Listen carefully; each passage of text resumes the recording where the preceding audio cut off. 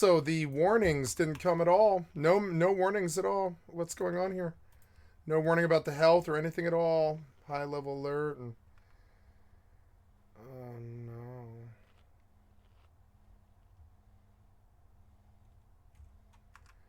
You were supposed to warn me.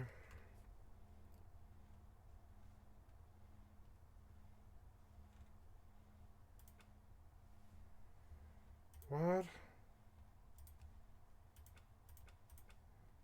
No, you're screwed up. You're not giving me a warning. Maybe that file is messed up.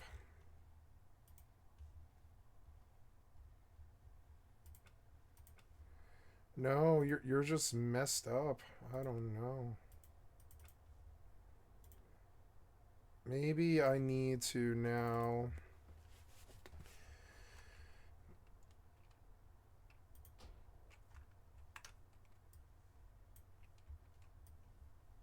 Uh, well.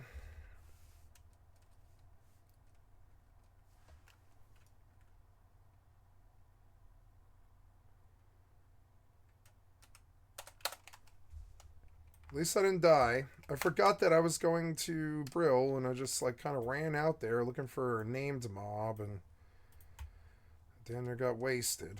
Got to be careful.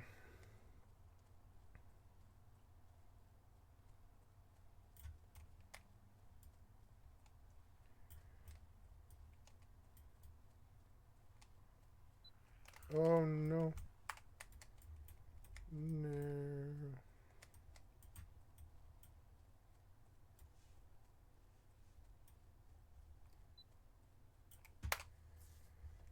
What are you? Tomahawk missile. Normally that's reserved for magic missile, but this time it's tomahawk missile. They didn't have tomahawk missiles in 1950. Unfortunately. During a meeting with Truman, the Nicaraguan dictator Anastasio Somoza Garcia stated if the United States supplied him with arms, he would deal with Guatemala. That was before Eisenhower and all this stuff happened. He didn't receive immediate support, but Truman signed and instructed the CIA to deal with and discovered follow Cold up Heart on the Manor, proposal 45 personally, experience gained. Eventually, because Truman came before Eisenhower. You know, Truman, great influence over the CIA, all right? He was like the guy. The CIA would eventually contact Carlos Castillo Armas, a Guatemalan army officer who had been exiled to Guatemala years prior, and they believed that Castillo would lead the coup and supplied him with weapons and $225,000. But you give me some weapons and 225 grand, I'll lead a coup, all right? Shut up, dumbass. They knew he was corrupt and would be the perfect match for the corrupt bastard that they needed to lead the coup. They also got Venezuela and the Dominican Republic to approve and contribute to funding for the cause. And in the following weeks, they would begin planning which targets they were to take out for the success of the coup. The CIA had 58 Guatemalans on a list to arrest and get rid of as political enemies, with many more to be arrested in the future. And the plan was finally put into motion in 1952. A freighter that was borrowed from... Discovered Brill, 45 experience gained. What are you looking for? Quest Scourge accepted. have trickled into Tirisfal Glades and have infested the area west of Brill, near the old bridge. Go there and beat back the rotting dead and ravaged corpses you find. Scatter their bones and bring back their putrid claws, and the Death Guards will reward you. Lady Sylvanas has You played. called upon the Royal Apothecary Society. The Dark Lady believes our knowledge coupled with the newfound magic will provide the key to Arthas's demise. Quest accepted. She has Wanted. challenged Magatype. us to concoct a new plague, a plague deadlier than any ailment on Azeroth. Quest accepted. This new disease will bring Arthas's Scourge army to ruin. My studies show that the blood of beasts might prove to be the key. Bring to me 5 vials of dark Experience gained, so I can test my 340. theory. The documents Received 75 Executive Aaron copper. provided are just the break we needed in our battle with the wretched Scarlet Crusade. We now know their exact locations throughout Tirisfal Glades. But the Death Guard has larger concerns. The Lich King's army grows in number each night. We need someone with initiative like yourself to drive the Scarlet Crusade to the grave. Prove Experience to me gained, you are 110. capable of serving the Dark Lady by traveling receive item. west to Forest the Mushroom tower CAPS5. past the Solidon farmstead and slay 10 Scarlet Warriors. Yes, this is very good. You've done well in obtaining this information, adventurer. Names of the officers in the Tirisfal Glades. Imagine the blow we could deal to the morale of those bloody zealots if we were to kill their leaders in one swift strike. Oh, a letter? Wonderful news! I've been waiting on word from my dear old mother in Death Knell. Such a saint she is. I wonder how she's holding up. What? Too cheery? Not buying it, are you? Well, No, I'm gonna go leatherworking for the really start. No business who the letter's from anyway. Go on, get lost. Come back when you've got some coin to spend. Loafa. Next thing you know, you'll be coming back to You feel rest rested. after a long day's adventure or some stupid thing like that.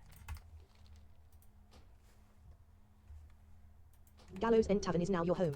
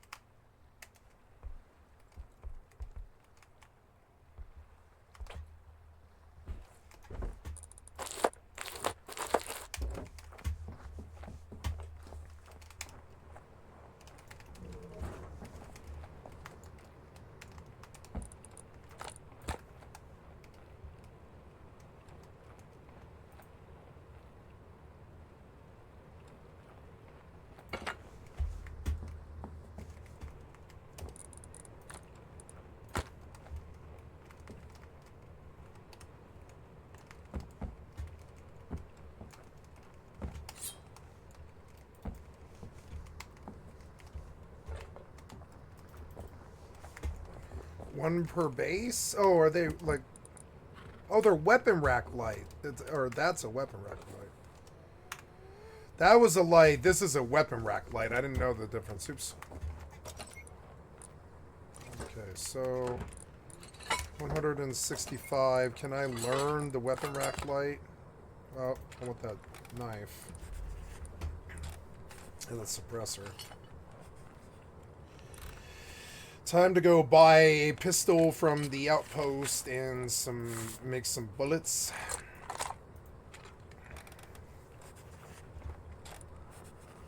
A couple of pistols. I'm kill the sound here. From the United Fruit Company shipped loaded guns falsely listed as agricultural machinery into Guatemala. But before it could get crazy, the plan was canceled after the State Department of New Orleans discovered the plan and stopped I the can train you in operation. first aid techniques. But the CIA You have learned still how to sent create a new funding item, to linen support bandage. Castillo and paid him $3,000 You have learned a new month, ability, which was first aid, more apprentice. than enough to fund his rebel group. Are you telling me I can fund a rebel group for $3,000 a month? That's Probably. awesome. We fast forward to August of 1953, the goldfish memory of the State Department of New Orleans. Operation PB Success was ready to go. This time, with direct authorization from President Eisenhower, the CIA-led mission was given a budget of $2.7 to $7 million to overthrow the Guatemalan government with the help of the banana company, Chiquita Bananas. This is insane. They need to pay. They need to this is bad. Over 100 agents were recruited for the CIA, even those who were exiled from Guatemala and those in neighboring countries. Manuals for the assassination targets were distributed to appropriate officials, and these were the first known CIA assassination manuals ever recorded, which that's unbelievable. Assassination manuals? I want one of those. That's You receive item, flint and I tinder. mean, here's a YouTube tutorial You receive on item, how to simple wood. assassinate somebody. Here's You how receive you item, simple wood. effectively overthrow the Guatemalan government. You receive item, My name's simple wood. Caleb. This is the Oompaville channel. And all you gotta do is have $7 million and be really good friends with a extremely angry banana company called Chiquita. Oh, I scared you. I knew she was cute. She was locked in, man. Cute. The mass graves southwest of camps? Garen's haunt to the north were made to accommodate Wow, the my voice cracked really bad. impressive Quest accepted. number Raid the of rivers. Were placed in deaths. Nicaragua and Tirisfal Honduras, suffered supplying when the plague agents first with came. bombers and The weapons bodies in from these the graves have so CIA far been bombs and spared and weapons. undead. Military agreements were also Now signed so send that the Rothhide invasion of gnolls to Guatemala gather could the use corpses the more and use dangerous, them to heavier bolster arms. their Then armies. began the smear campaigns. They cannot were be already allowed. hard at work, readily Your spreading the task is message of the twofold. alleged communist Slay the influence in Rothhides Guatemala at and the how mass it was grave and been taken Garen's over by haunt, the red and tide. gather Well, from we them were the faced here embalming with ichor that gives them obvious life. intervention of a foreign power, because these homegrown parties are not really homegrown. They're being funded or advised by a foreign power, i.e. the Soviet Union. We need to get them commies out. Look, I got a piece of paper signed by Dwight D. Eisenhower. Look at this. He got funny pants, that Sorry, that was Truman. Truman had funny pants, not Eisenhower. I'm sorry, I get my presidents mixed up. Juan, the Guatemalan president, aka Mr. Arbenz, became very desperate for help because he's being invaded by United States interests, essentially, and the CIA. He turned for help and weapons from Czechoslovakia, which was part of the Soviet bloc at the time. And this, okay, this is how you start a proxy war. This is how you start a proxy war. This helped Arbenz for a little while, but also hurt him because it allowed the Americans to say, hey, look, they're working with the commies. I told you that. They done fell under the communist influence. This heavily bolstered the smear campaigns, if you can imagine, because then they became true. They were basically communists at that point. However, the smear campaigns and the military activity were not enough to defeat Arbenz's military in Guatemala. The CIA had to incorporate more than just Castillo Armas' army of 480 men and U.S. aircraft. They had to resort to psychological warfare. And that, my friends, is my favorite part about the CIA. Psychological warfare. Now, how would they go about doing that? You probably are asking, typing. I can't read your comments live, all right? This video is not posted yet, okay? Basically, they would have the U.S. Information Agency create. I think I will thousands of actually leaflets and fight articles outside throughout the Latin America town. to So I just screwed up and I spent too much money on like flint and tinder so I can make a fire. And I trained first aid training, but I didn't get the fucking training that I needed. And now I have to farm.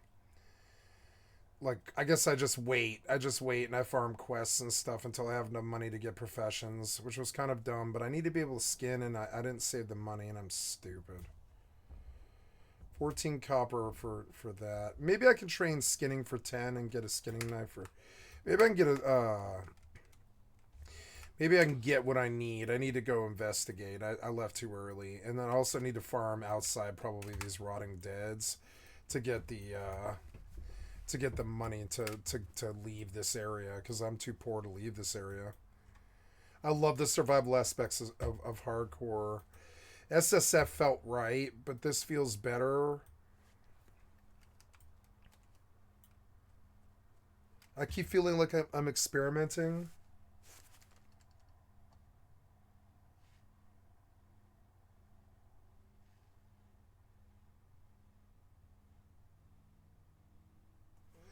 Oh, I think it's their washing machine is so loud I can hear it from my house.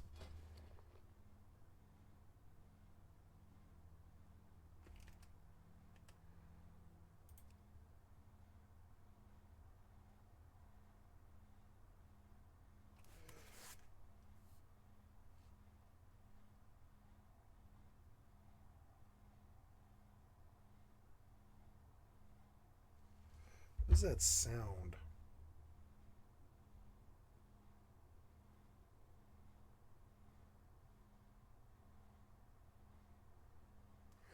I think my parents are doing something, and I'm just gonna leave them be.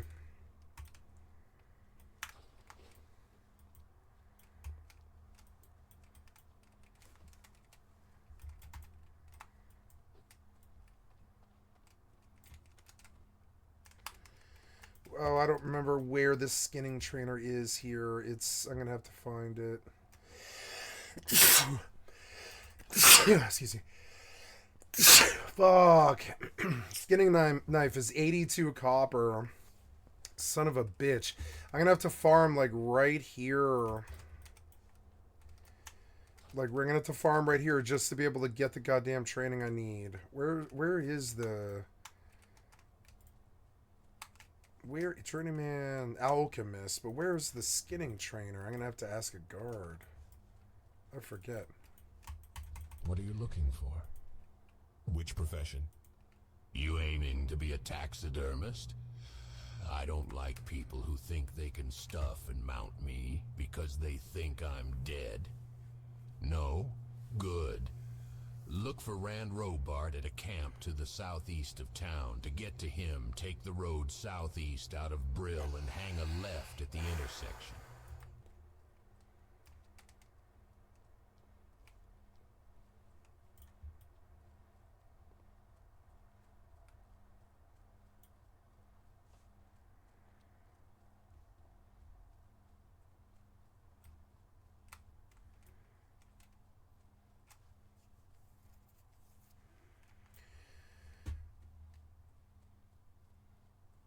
I need to price how much this is going to cost me to do all of it. It's Skin, glorious skin. It holds your insides. 10 copper. You might have noticed my skin's not doing so well. To think I used to worry about. There's my part of skin. it. I've got to get a Hardly any silver skin left together to worry for about the these days. leather working. In a way, it's very freeing.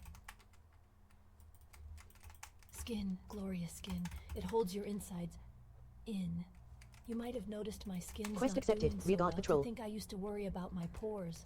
Hardly any skin left to worry about these days. In a way, it's very freeing. The defenders on the bulwark protecting Tirisfal from the plague lands are on constant alert, but sometimes Scourge will slip past them. Our success at the bulwark depends on a one-front battle. We cannot allow an attack from the rear, nor can we allow our defenders' supply line to be cut. Assist the bulwark, patrol east and slay any Scourge you find. Spend particular effort at the Balnir farmstead to the east. It has become a haven for interloping Scourge.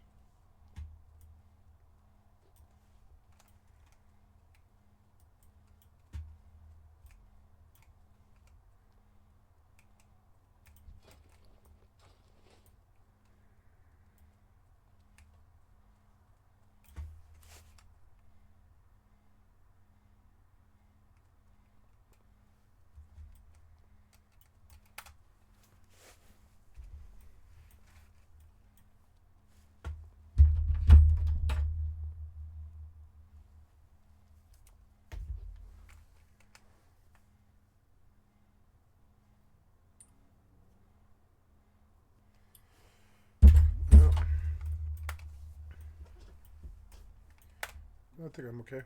Mirror Guatemala even more effectively.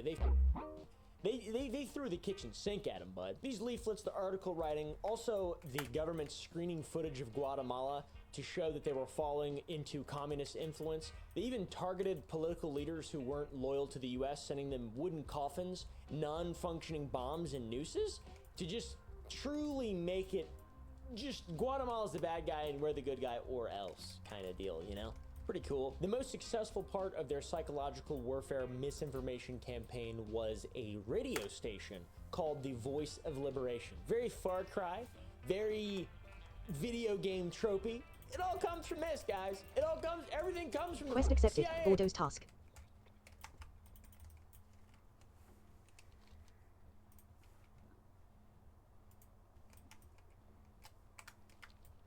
Rend resets in 3 minutes, so okay. 30 minutes.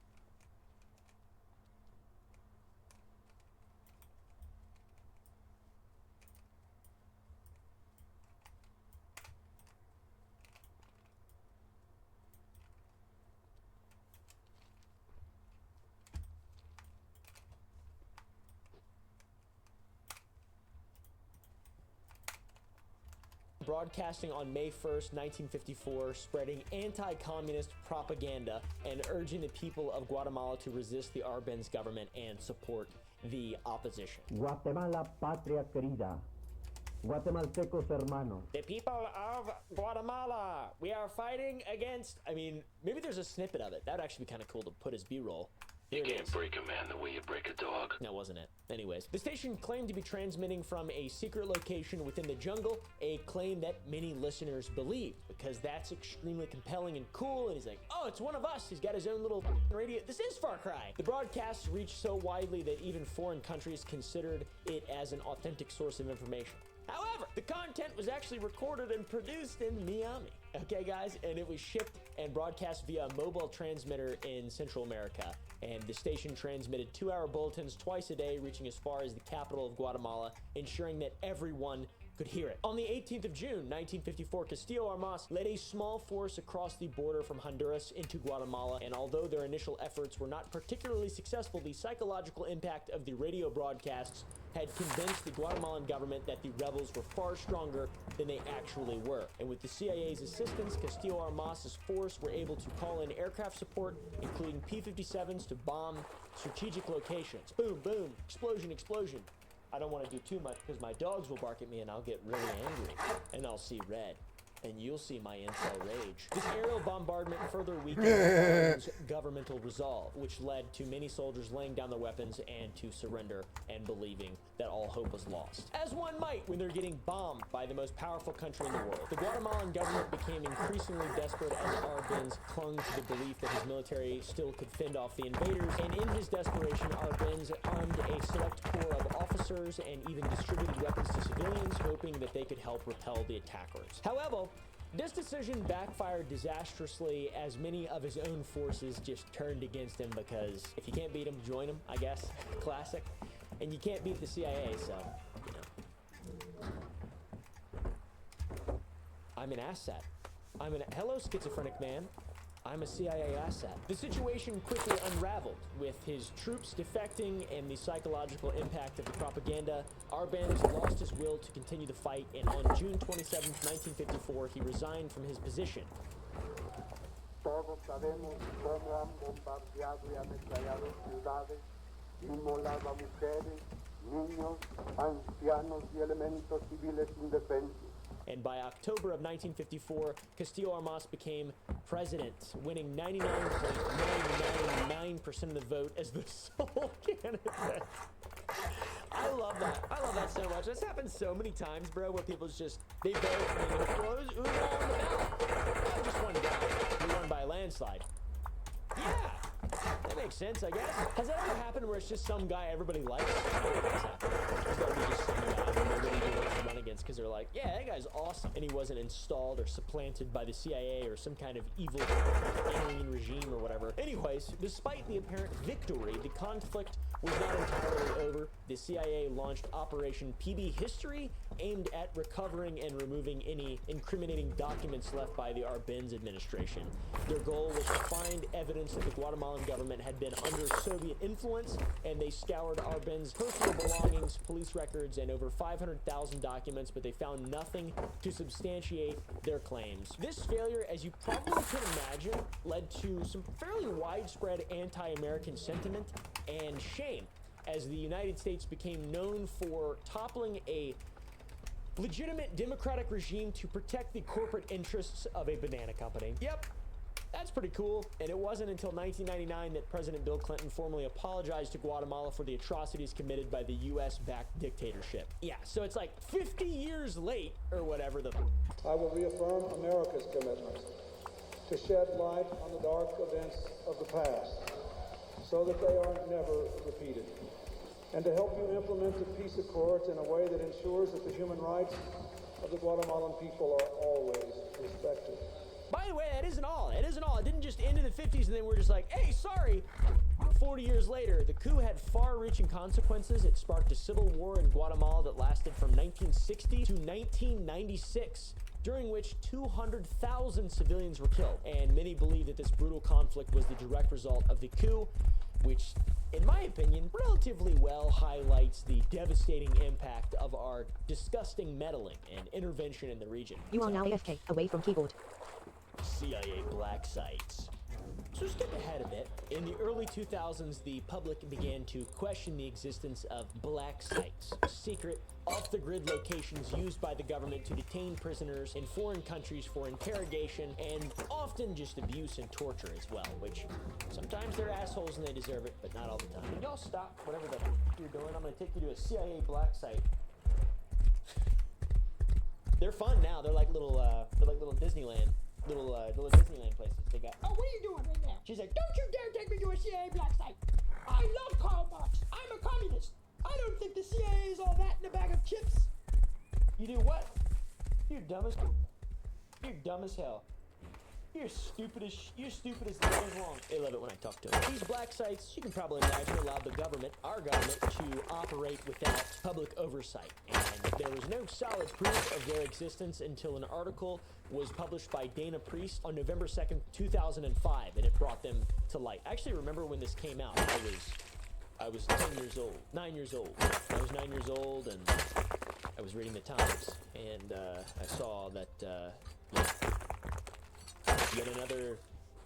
yet another overreach by the United States government. That my father told me. He said, son, it's hot outside. And I was like, Dad, it's November. Maybe take the jacket off. In the article, Dana exposed how these hidden bases were being used to commit horrific acts around the globe, and they were being paid for by our tax-paying dollars, which, like, that's, you can do whatever you want.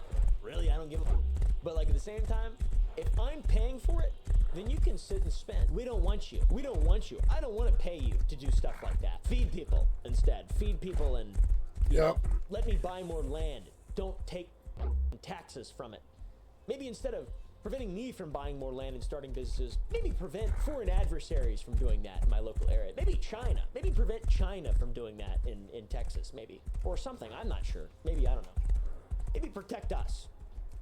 Not by making black sites, hurting people a lot. Priest claimed that the CIA had established this covert prison system in 2001 following the September 11th attacks, and that it had been utilized in 8 different countries. And despite the United States government's refusal to confirm the existence of these sites, Priest asserted that they were real, and that the creation of these sites was a direct response to the 9/11 attacks. So, makes sense. This is a new threat that we have never really faced before, or whatever. Whatever the way that they spin it is, I'm not exactly sure. By the way, even before 9/11, it was illegal for the United States to detain prisoners in isolation and operate in the manner that they were operating, but the black sites allowed them to do so in complete secret. It's just, In 2006, George W. Bush, president at the time, confirmed the existence of the black sites, acknowledging that they were indeed operating outside of the United States' jurisdiction and what they were allowed to be doing. And he probably didn't know. He said, watch your strap. Iraq has weapons of mass destruction. And that's pretty cool. I mean, that's terrible. Whatever. Nuclear. W. Bush justified the existence of the black sites as necessary for combating terrorism around the globe, like the Patriot Act, and every single concession of rights or freedoms that we have, privacy that we've given up since 9/11. A lot of justification. This has reached level 60. The necessity of combating terrorism around the globe. Oh, the enemy! They're always there! Ah! In the wake of our new Pearl Harbor, as far as we can attest, the United States was determined to do whatever was necessary to maintain peace, even if employing controversial methods, illegal methods outside of our jurisdiction. This revelation that a very, very brave woman released to the press publicly, can't believe she did that and didn't die, it led to a lot of criticism, widespread criticism with multiple articles, human rights organizations condemning the black sites as inhumane and unethical, because they are. Sure, some of the people that are in there are bad and they deserve to be alive and put on a breaking wheel or whatever, but like, not my taxpayer dollars. All right, let's not do that. Let's not do that. Who's doing it? This big decentralized government thing? Decentralized, actually sent. Let's not do that. That's bad. Let's not do that. Let's let the Navy SEALs. Let's let the Navy SEALs put 220 grains of subsonic lead between their head instead of spending my money keeping them alive. How about you don't keep them alive any longer? They're worthy of that. Obama came in 2009, and after he took office, he issued an executive order to shut down black sites permanently and to end the use of interrogation techniques such as waterboarding and all this bad, evil stuff. But there still were some. They left some of them. They left some. Which is pretty cool. On January 22nd, 2009, President Obama signed an executive order, one of his first acts as commander-in-chief, to shutter the Guantanamo detention camps.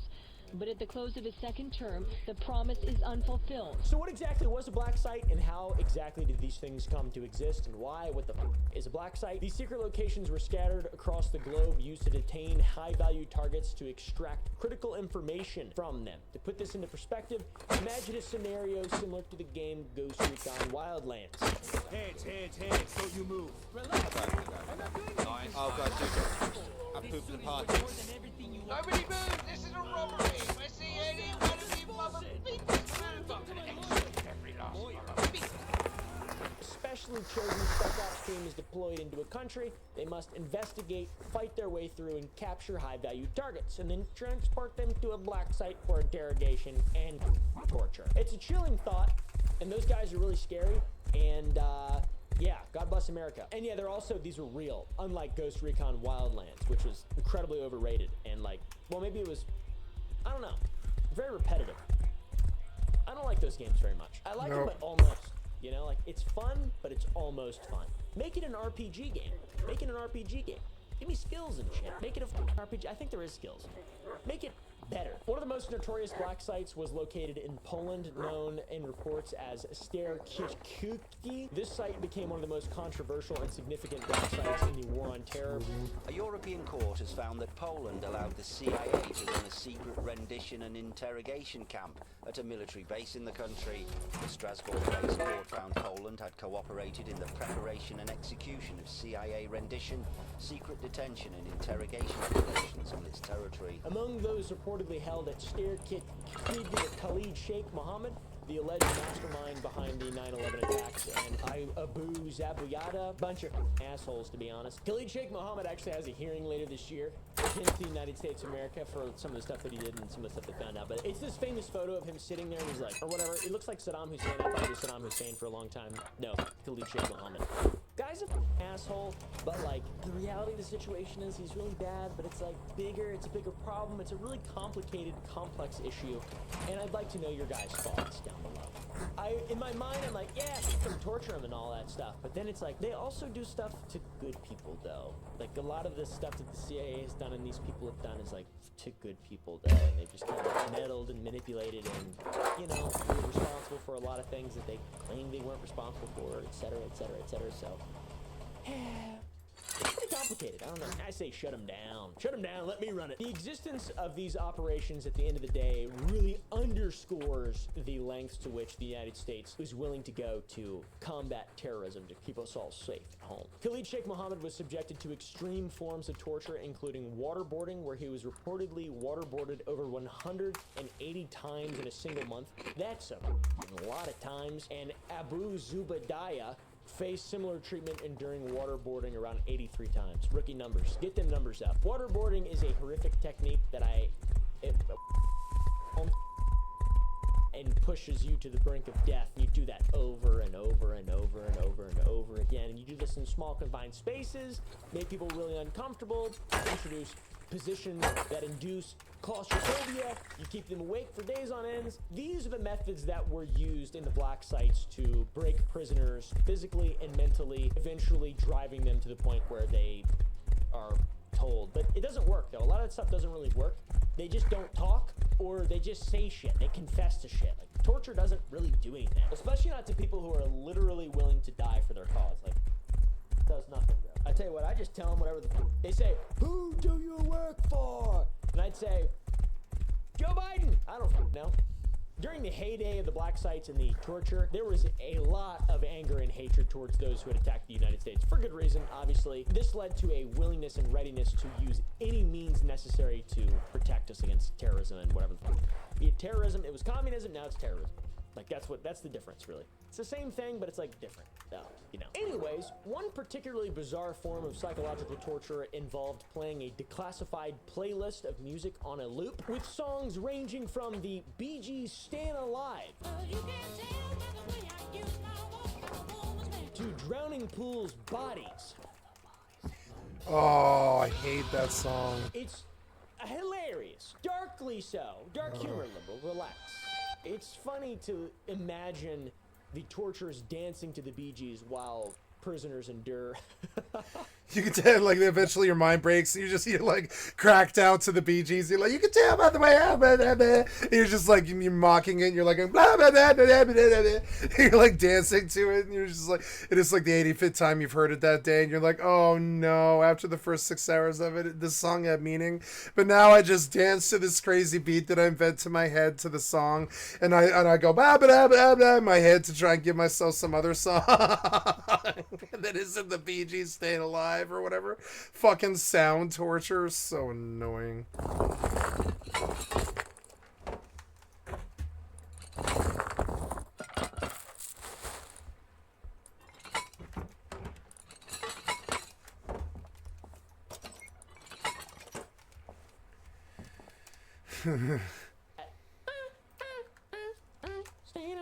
But not really.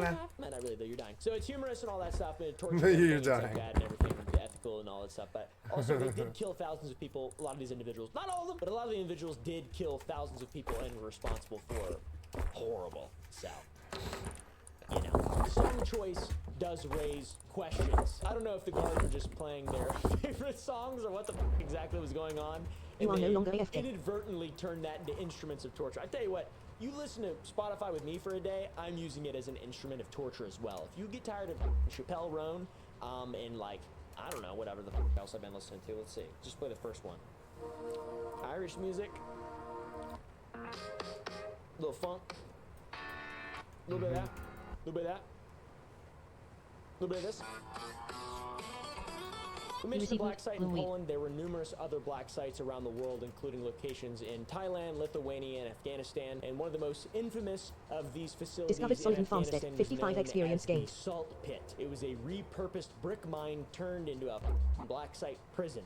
The Salt Pit was notorious not only for its brutal interrogation techniques, but also for a tragic incident that resulted in the death of a prisoner due to the harsh conditions. During the hot seasons, guards would hydrate and spray down the prisoners to prevent heat stroke. However, during the colder months, the situation became a bit more severe. A guy named Gul Rahman, a suspected jihadist and militant, was held at the Salt Pit, and he was reportedly uncooperative and often threatened to kill his guards, which led to his even harsher treatment. On November 20th, 2002, Rahman was stripped naked and shackled to the cold concrete floor in temperatures that were nearly freezing, and eventually he succumbed to the cold and died. And in spite of the circumstances circumstances, no one was ever held accountable for Raman's death, and this is a true, pure You receive example loot. of Tyrus Foul Pumpkin. the moral dilemma that this whole thing is. Because, like, suspected jihadist, okay, that's not good, right? That's not good. But, like, also, you can't just kill a guy, right? Maybe you can, though. I don't know. I don't know. All the books I read, they're like, don't do that. Forgive them. You know, that's what all the books that I read are saying. And then my mind's like, kill them, or whatever. No, my mind doesn't say that, but my friend's mind does, or whatever. Frankie, her mind, she says, kill them. She says, let them burn. She says, Tyrus Foul Farmhand attempts to run away in fear. So yeah, regardless though, it was incredibly inhumane Patchwork death. pants. That's still a human being, whatever. You It receive further linen fueled cloth. the controversy surrounding the existence receive and loot. Garnish operations yonzu. of the black sites. So, you know, You loot 6 bad copper. press. I shouldn't say that's fucked up. You receive loot. Jihadist Tyrus bounty. Foul Once Pumpkin. these black sites were discovered, efforts were You made receive to loot. Tyrus dismantle Foul them Pumpkin. as quickly as possible to deflect attention from the CIA. This guy could kill me. After only a year and a half, because of news reports in the Washington Post about the secret prisons. Oh god, if they aggro, I'm dead. The building is now owned by the Lithuanian Intelligence Service. However, on May 9th, 2018, during a nomination hearing for Gina You receive loot. Haspel to Tyrus Foul become the Pumpkin. director of the CIA, a position she held from May 21st, so she got that shit, 2018, all the way to January 19th, You receive loot. Tyrus Foul 2021, Pumpkin. the black sites resurfaced as a significant point of controversy. Do you believe the previous interrogation techniques were immoral? I'm not asking. I you could if die they were here. legal. I'm asking, do you believe they Look at were me immoral? throw my life away on this guy. I don't know. 156. That CIA did extraordinary work to prevent another attack on this country, given the legal tools that we were authorized Please to use. answer yes or no.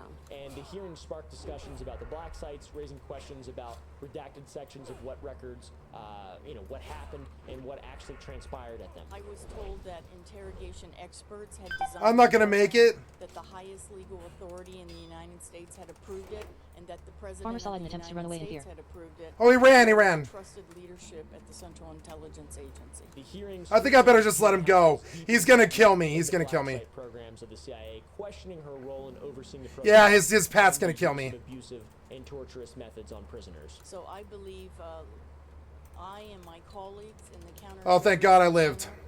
We're working as hard as we Oh, could. I'll come back when I'm level 8. We were given to make sure that we were successful in our mission. It's like He drops a good sword. torture's bad. Torture's wrong. We're civilized people. We're civilized people. That's my. If I had bandages, I could kill him. Up and inhumane, but they also led to allegations that the CIA had deliberately destroyed evidence, which wouldn't be surprised, including tapes documenting the torture, receive which loot. Tyrus Foul constituted a clear destruction of evidence. If I had ranged weapons, I could probably kill him in bandages. Concerns But I don't. repetitively about the legality and morality of the CIA's actions. It seems like that's what all this is about all the time. It's just like, is this legal? No, it's not. What do you do to human beings? You receive loot. Tyrus Foul Pumpkin.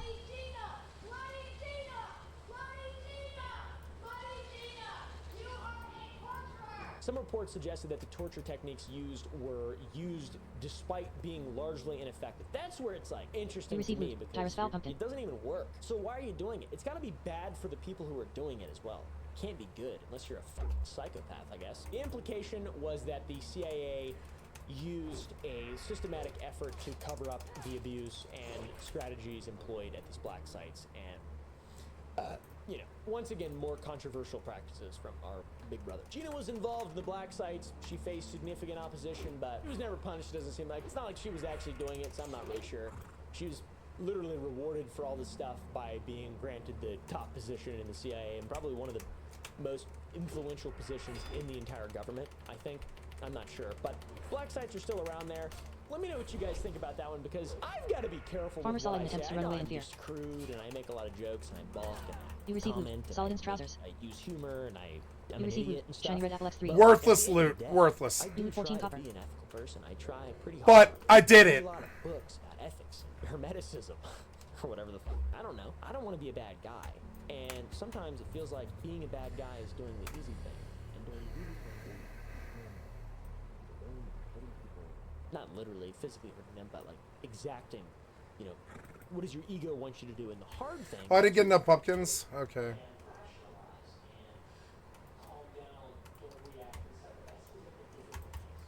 On an ordinary day, August 15th, 1977, astronomer Jerry R. You received Amon Tyrus was Pumpkin. conducting observations at the Ohio State University's Big Ear radio telescope. A few days later, while sifting through data printed on lined paper, Amon noticed something extraordinary. Something bizarre. A signal was detected at 1420 megahertz that lasted for 72 seconds. 1420 megahertz is particularly significant because this is the frequency that extraterrestrials might use to communicate. That is what scientists believe, not me. I didn't say that. That's not a claim I'm making, but they believe this because it corresponds to the natural emission of hydrogen, which is the most common element in the universe. If you didn't know, like, that's me saying that. I'm just making shit up. Amazed by what he saw, Amon circled the signal marked 6EQUJ5 and wrote, "Wow!"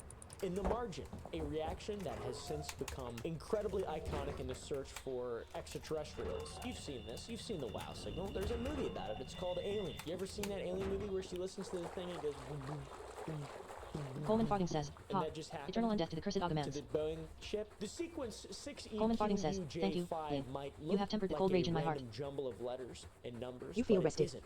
It is an encoded message, my friends. It represents the signal's variation in intensity over time, and this means that the signal was a continuous wave with little to no modulations or interruptions.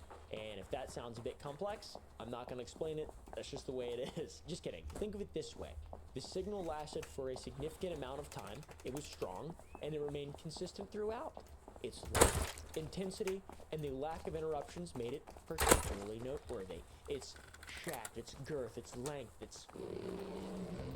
was very impressive. On a heat map, the signal's intensity appeared as a striking white mark on a typically inactive channel, which was regularly monitored without much activity. So this guy's life is boring as shit, and finally something fucking interesting happened. The outlier signal was highly unusual, and it is no wonder that Amon was genuinely astonished by this discovery. Finally, something happened! By the way, I admit I may not be the best at explaining the technical specifics, but if you are interested in a deeper understanding, I highly recommend checking out the Cool Worlds YouTube channel, where they explain it way better than I possibly ever could. The WoW signal was only recorded in one channel, channel number 2 of the 50 possibilities, which means that its power is limited to within a 10 kilohertz window, or even possibly much smaller. What I can tell you, though, is that this radio frequency couldn't have been a fluke. It's so specific and unique that no known radio sources could produce this type of signal, and it stands out as something completely distinct and bizarre. And thanks to the Big Ear telescope and its feed horns, we can even make an educated guess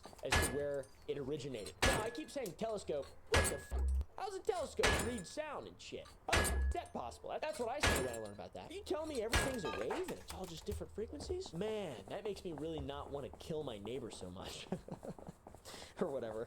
Peace and love. The telescope provided 2 different right ascension values, which indicates the spherical angles relative to Earth. And in more technical terms, the galactic coordinates from the positive horn were this, and for the negative horn, this. This area corresponds to a region in the constellation Sagittarius, which the closest star being Tau Sagittarius. So not Zeta Reticuli, nothing cool like that. It's Tau Sagittarius. What the f does this have to do with the CIA?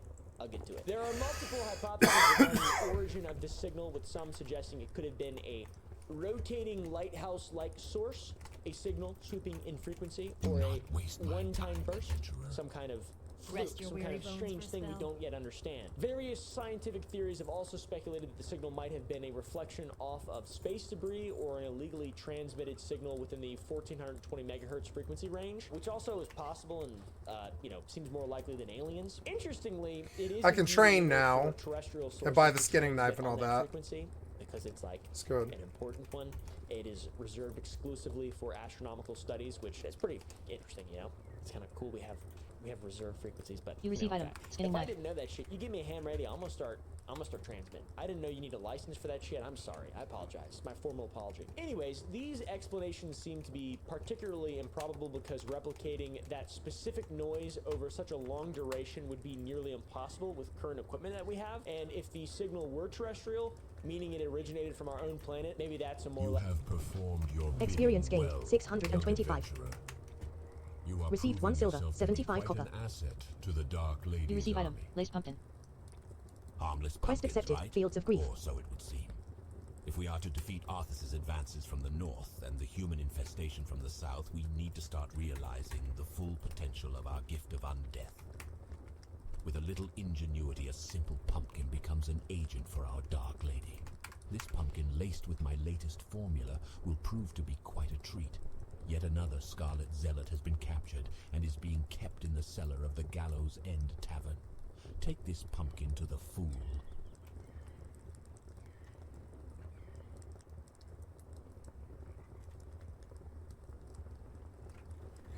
I can go to retail hardcore, and I probably will. I'll probably go to retail hardcore. It's better. It's got better graphics, better travel, all that stuff. So after I finish the hardcore craze, I'm going to go to retail hardcore, and I will live there permanently with this mod. This mod is really good. So... But I don't think I want this mod for this... Chops Junkie invites you to join Shrimp Gang. Shrimp Gang. Shrimp Gang. No, I think I'm alright. No Shrimp Gang.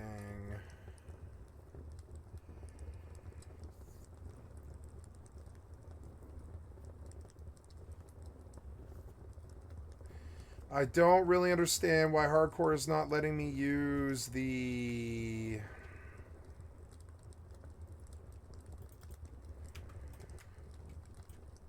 the mailbox. I wish it would track my character, but it won't. It's acting like I'm SSF.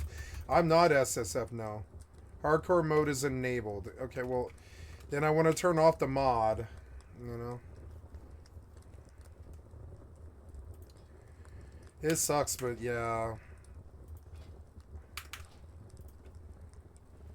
Let's just examine all the mods. Definitely need DBM, Angler Atlas, Auctionator, Bad Boy, gets rid of the spam, Bartender 4, Classic Bestiary, displays known creature ability info and tooltips, Codex Light, Captain Statistics Vendor Treasures, displays gear and potion vendors on the main map, yep. Decursive, Epic Music Player. I'm not using Epic Music Player, I'm just going to stop using it. I could if I wanted to, but I'm not that into the WoW Music RP right now. Extended character stats is good. Fishing Buddy, Gather May's good. GTFO, Guy Lime, handy notes. Hardcore is going off. Health Alarm doesn't seem to be working.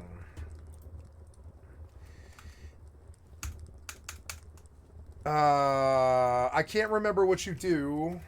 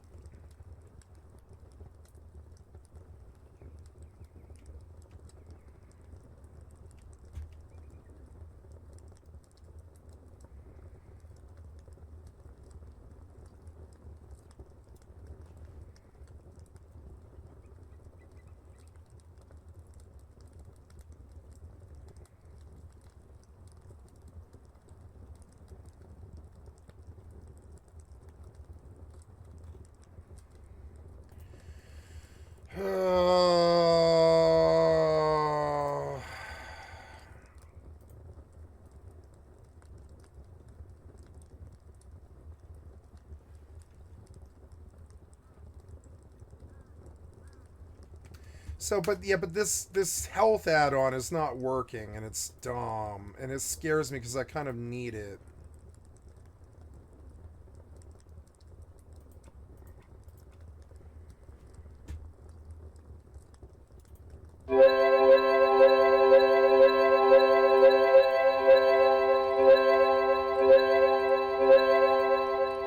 That was it? It was that. Okay.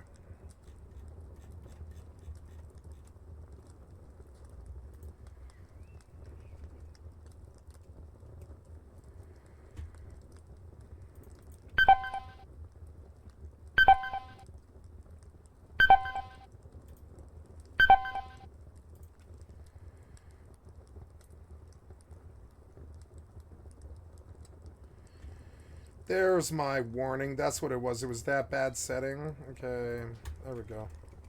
Never mind, I don't have add-on problems. Had add-on setting problems.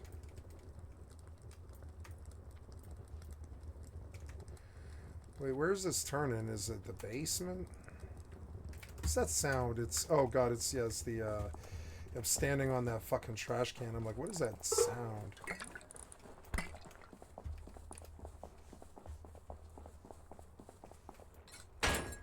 I love my zombie server. It's so much better now. It was never that the servers or the games were bad or anything like that. It was targeted harassment wherever I went. Every game. It's stupid. It's targeted harassment. The only bad people are the bad actors. That is it. The minute that it ends, nothing ever bad happens, you know. And I don't have any problems. I'm never screaming or anything. Even on hardcore deaths, I'm not screaming anymore. Because as long as the targeted harassment ends, I'm good. I'm gold. Damn it! I hate this one. I'm gonna stop mining that one.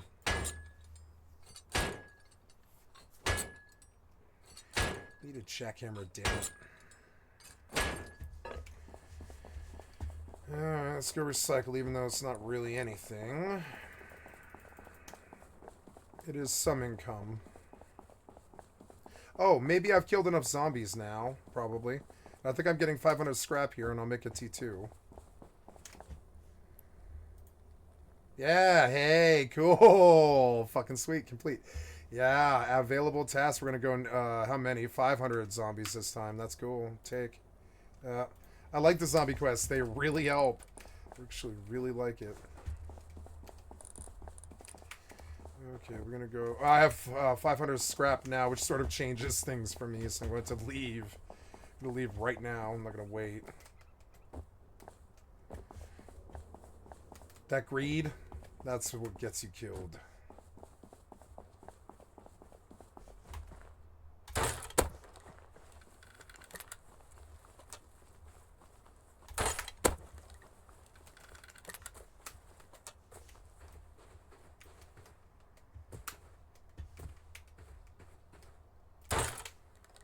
Missed him.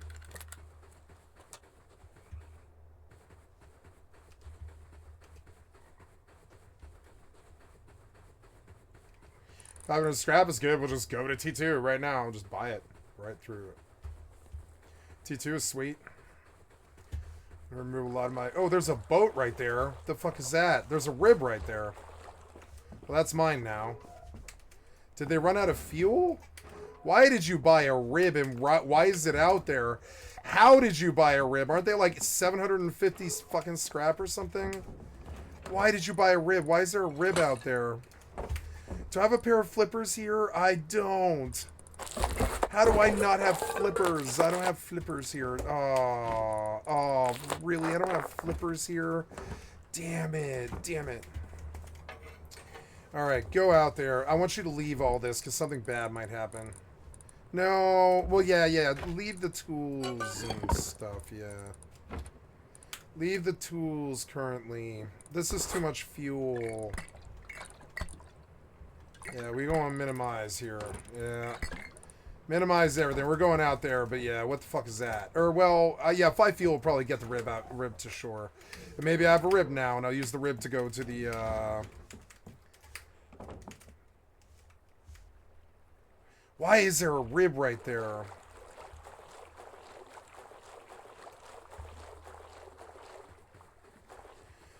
Did they get banned or something?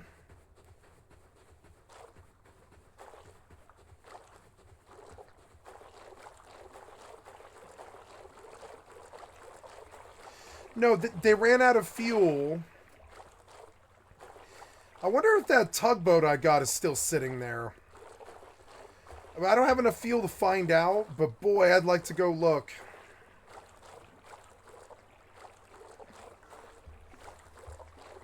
The hell was that? It's the town clock. I forgot they have a cool church here that does the sounds, yeah, for the hours. It's badass. Why is there a rib here? It's fucking stupid. Why is there a rib here?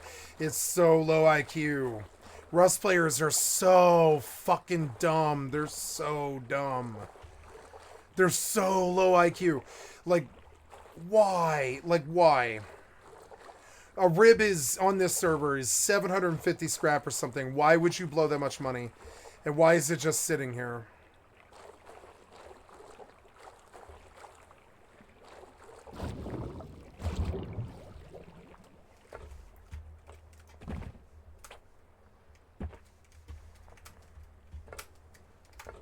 Oh, I was like, come on, let it be gold and doubloons and AKs and machine guns. But nope, it's empty. This is kind of sad. Oh, well, it's good. It's a good rib. I can't do anything about it. It's a rib. I could build a boathouse. I have a gate. I could build a boathouse and put a rib in it. I could. There's nothing really stopping me from doing that. It's expensive. I could build it out of wood. You are now AFK, away from keyboard. Could build it out of wood. Damn it. Why is there a rib here? You're so stupid. You're so stupid.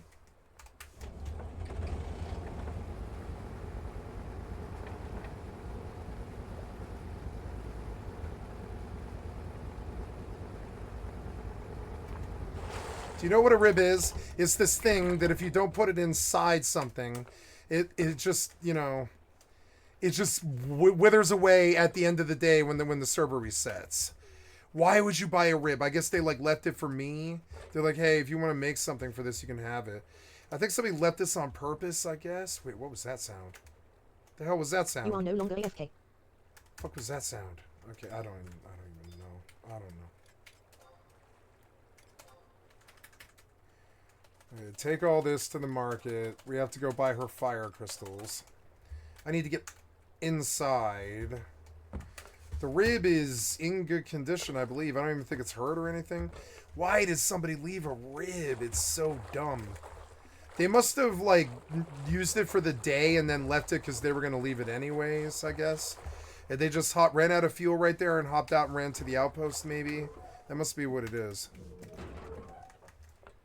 I mean, who knows? I'll never know. I'll never know why a rib is there. It seems so goddamn dumb. Where did they get the scrap? Fucking cheater or something. Fucking dumb. Where did you get the scrap at? I know ribs are like 750 scrap. It's some statement or something dumb. Some dumb being dumb. Fucking dumb diddy dumb diddy dumb. I hate the dumb. It's unpredictable and weird and it's just odd. It's dumb acting dumb. It's a dab. A dummy acting dumb. A dad. It's a dummy acting dumb. Hey, look, it's a dad. Hey, look, it's a dad. I'm gonna call it a dad. How much? I'm out? I'm like out of crude oil. How is that possible? I popped so many goddamn red barrels. Ah.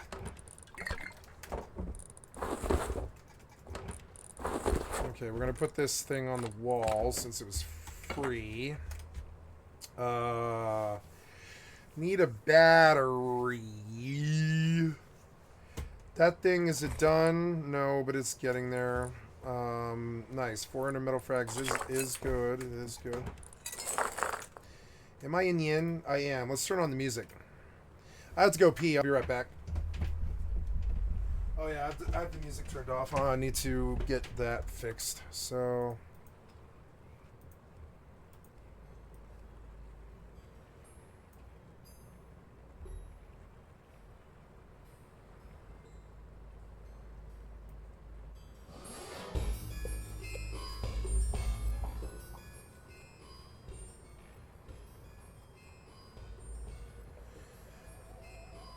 Oh, yeah, this is the Horror Tavern music, huh?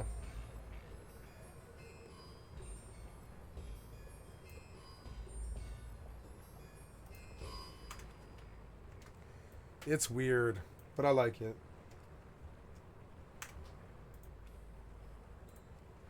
I like the human music better, though.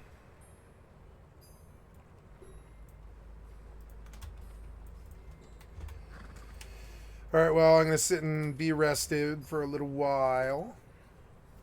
Oh, I bought a skinning knife, but I need to train leather working now that I have like money and stuff. Oh, I guess I do have a tournament over here somewhere, but I don't know where.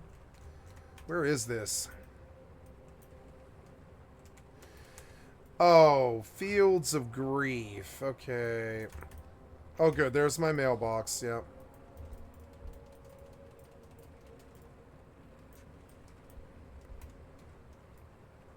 No, I guess they must be in the basement, huh? I don't like this music because it reminds me of being dead. I'm sure some people like it.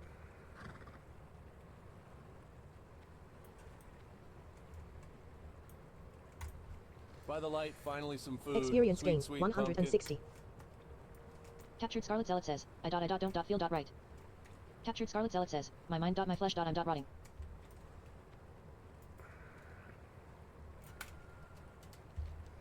I don't think you have to fight that, right?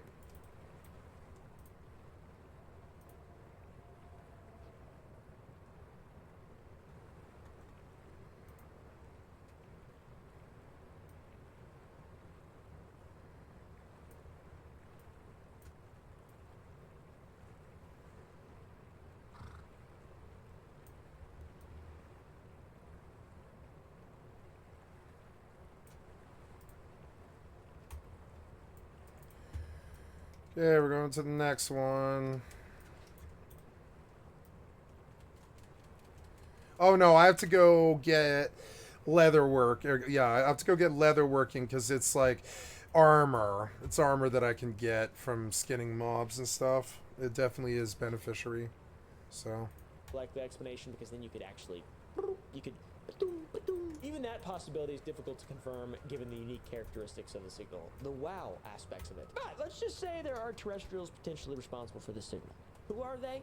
Some speculate that it was the United States government, though I the do too. specifics of their involvement Yep. remain unclear. We don't know. Pretty usual. One theory suggests it was a part of a disinformation campaign, possibly to distract the public with the idea of alien contact while something else was happening behind the scenes. Wow, signal, Project Bluebeam. Let's launch a signal, and then it's like, maybe Elvis will, maybe he'll live instead of die. You We don't receive want item, people to be fishing so pole. upset, so we need to go whoop, whoop, whoop. Elvis died the next day after the signal came out. The King of Rock. You rest receive in item, peace. recipe, Sparked brilliant its small own fish. Conspiracy theories. Maybe he was killed by aliens. I don't know, dude. Additionally, the Voyager 2 spacecraft was Skin, launched into glorious space skin. just a few It days holds later, your which some insides believe could have been an in. attempt to You divert might have attention noticed from You have learned how to create a new item, hand-stitched leather I braces. don't really know what the hell happened. You think You have learned something how to came create out a by new now item, has been- hand-stitched leather cloak. These days. In a way, it's You have very learned how to create a new item, hand-stitched leather vest. You have learned how to create a new item, light leather. You have learned how to create a new item, light armor kit. You have learned how to create a new item, hand-stitched leather boots. Leatherworking, apprentice.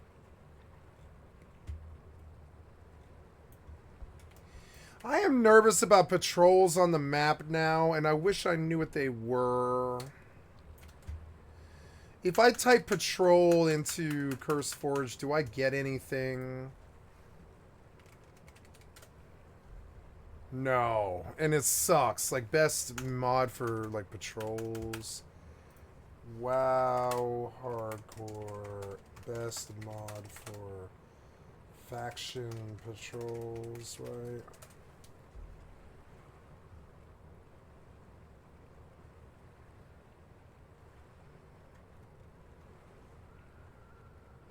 Unit scan hardcore. Unit scan hardcore. Okay, thank you. Thank you.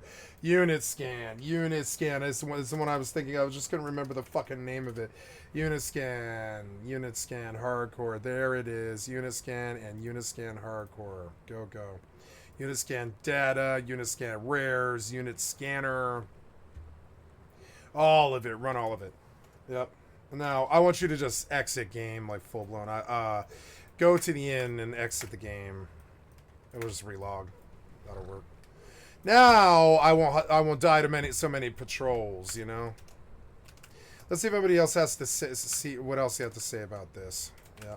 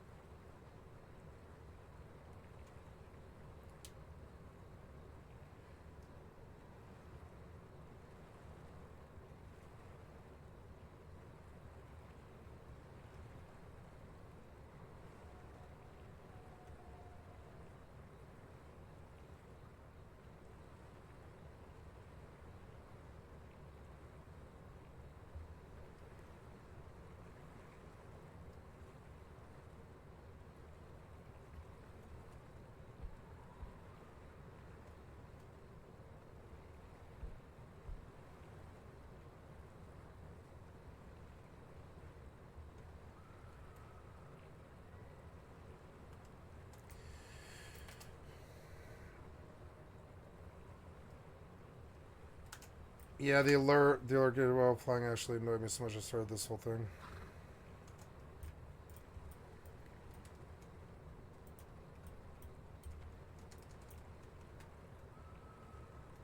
Yeah, but I can just kill the master entirely. I can kill, not the sound effects, but the, yeah, like, I want to be able to mute the game.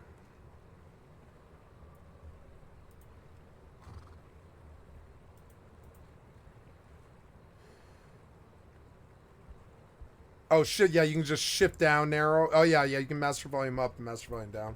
So I can go, like... No, it's not working at all. What do you... Like, what? Shift up, shift down. Yup, that should work. What? Oh, no, it is working, but it's just that the sound effects... Oh, no, they are getting louder. I just can't hear anything. Okay. So, yeah, what do we normally sit at? It's, like, probably, like, 20, yeah? So, yeah, I can, like... I can just completely... All that sound is coming from Rust. If I mute the Rust sound, right? Yeah, but I can go...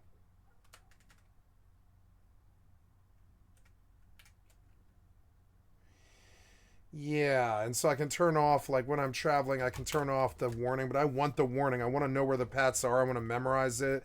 I need to know where the warnings are. So we're going to exit the game now and just let these mods work properly, because I don't want to die at allied paths anymore. I don't want to die at opposite faction paths. It's like such a fuck move. It's happened to me, like, half the deaths have been faction aggros. That's the worst thing about hardcore to me. The faction aggros that you can't even see coming because you're just not paying attention. You don't know if they're there. Like, fucking, they pat so horribly. The last one was bullshit. The one I lost to set, like, the 19 to. That was bullshit. I was so not anywhere near that pat, and I was, like, so pissed about that. I was like, what? Okay, good. So it's 11:50. We don't really need to do anything here. We're getting closer and closer to a battery. I'm going to start climbing the dome. Is the horse outside? I'm just gonna go to dome right now, but I need fuel. Yeah, we'll take like enough fuel to do a whole night, and I'm gonna need a tool. I'll take you and you, and we'll go to dome in the dark, which I don't really recommend, but you know, The horse, where did I put him? Did I bring him in?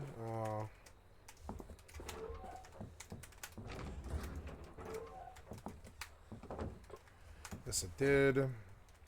Okay, horse, we're going out. I hate how you designed that. It's so stupid. Come along now.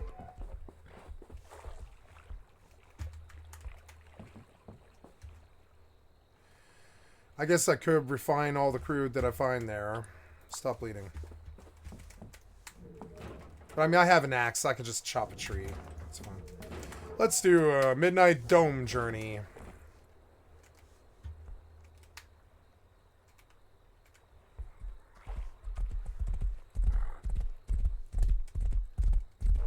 Oh.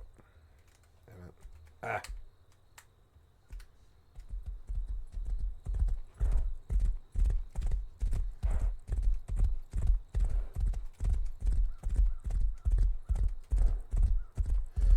There's a dome, can't miss it.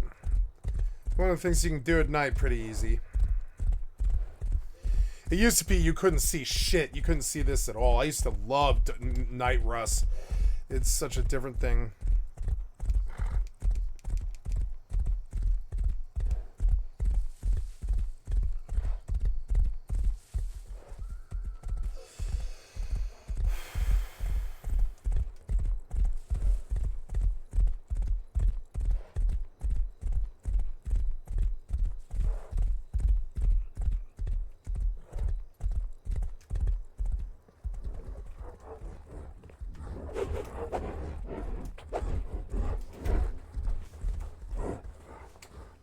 Oh.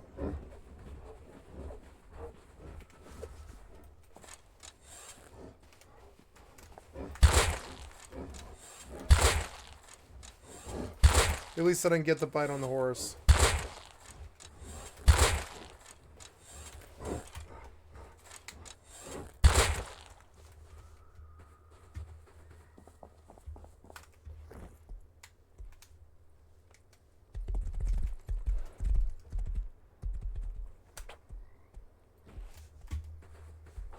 Don't bite me.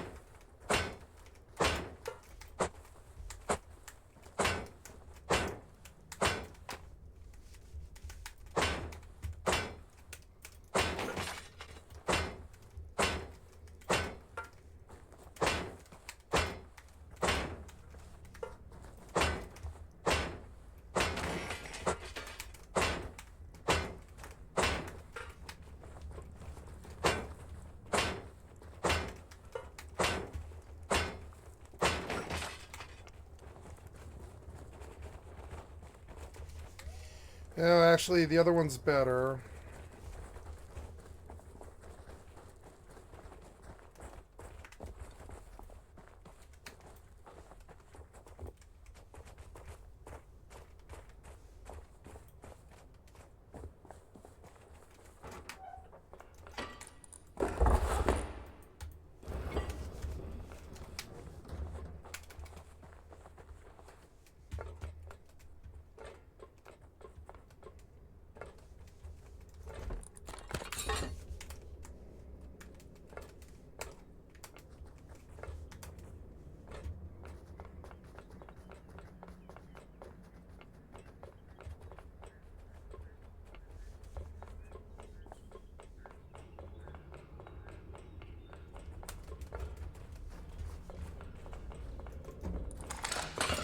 Ooh, that's good. That's the last bit of the surveyor stuff or conveyor stuff I need. I need to learn. My intention was this month, at some point, to learn the conveyor system perfectly, so that I could use it to its benefit, and then I don't have to sort all the time.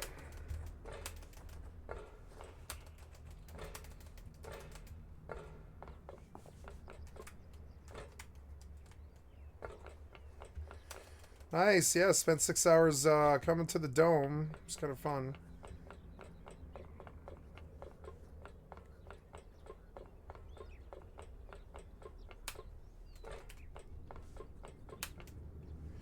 Oh, that jump always gets me. It gets everybody.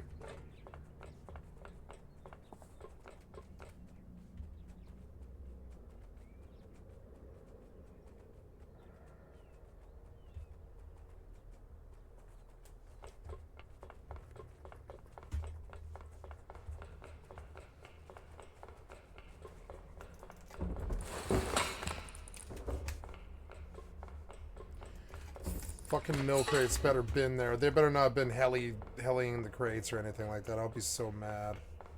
That's happened before on this server.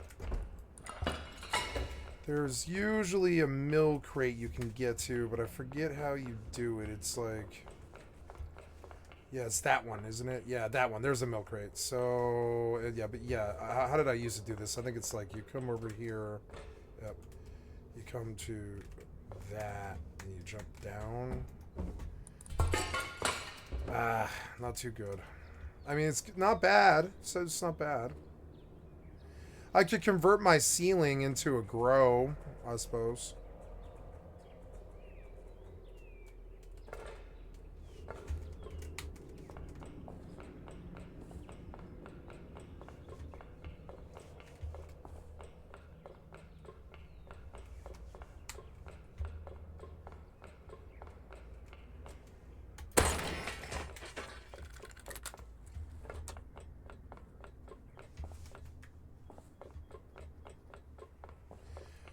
Dome has diesel, but on this server, diesel's worthless.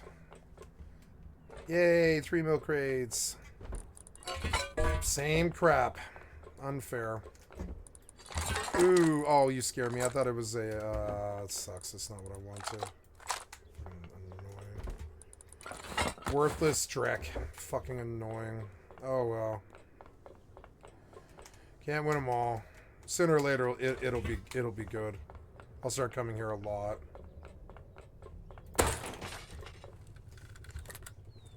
Oh, that scared me. I thought heli was coming. I was like, oh no, do I have somebody landing here? Yeah, isn't that way faster? I think it is if you don't care about damage. That's way faster, isn't it? Fairly sure. Or whatever.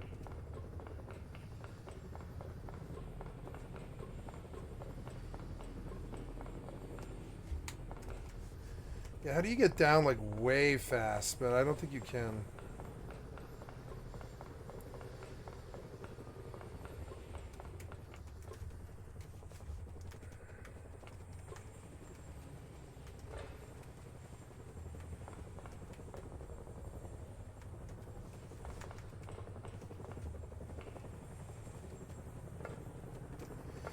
Yeah, oh no, if you... That scared the shit out of me. Jesus Christ.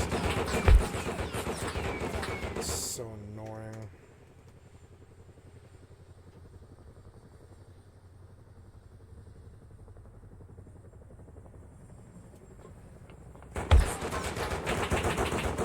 You fucking kill me, I'm gonna be so annoyed with you. Do not fucking kill me.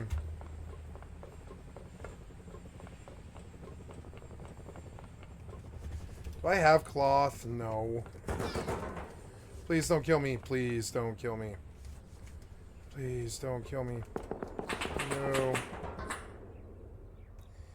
Yeah, get the fuck out of here. Oh my god.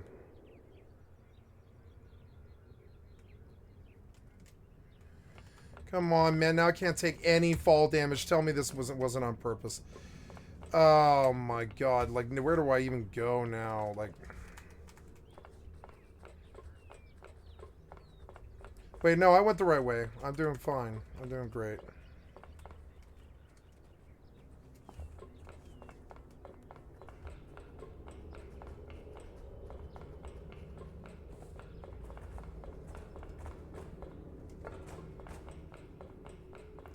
That dog's aggro to me. He's like leaving out outposts. He acted like he fucking like I robbed him. So dumb. Why was that necessary?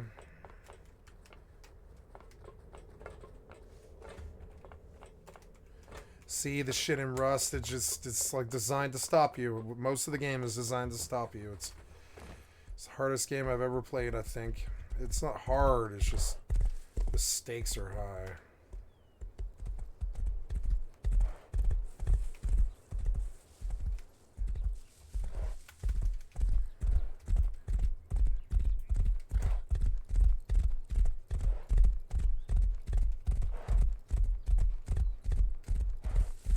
Look, somebody already banged him. Look. Somebody banged this guy already. And he got trolled. He got trolled. Look, he's like, there's no way I'm blowing more into this. That's funny. Well, I didn't get anything. Should technically go to the recycler now because it's so much crap, basically.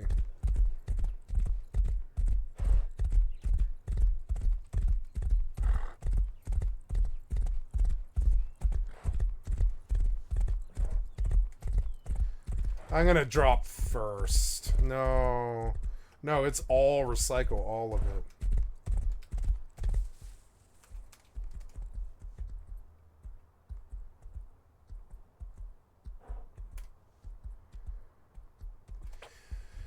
I'm nervous. I keep thinking I'm gonna see somebody at fucking outpost, you know? Sooner or later. Yeah, I'm aware. Yeah, that's fine.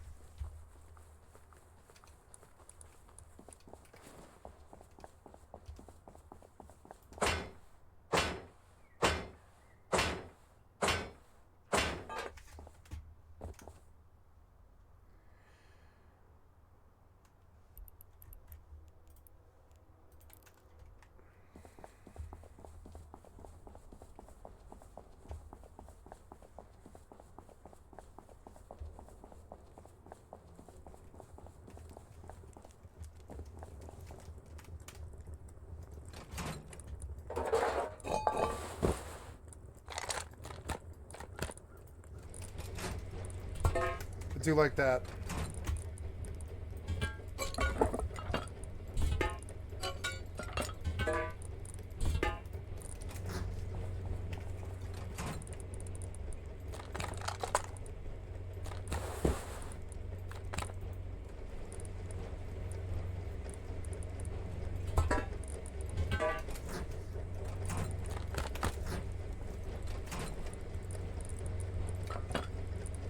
No!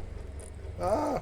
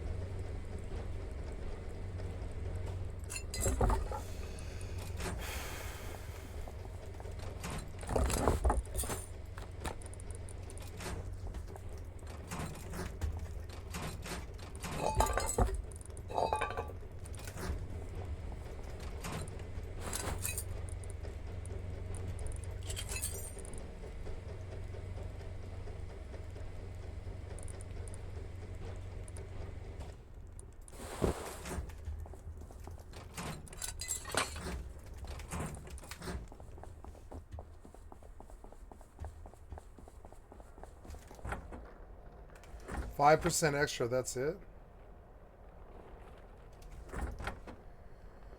Oh, it's cheap.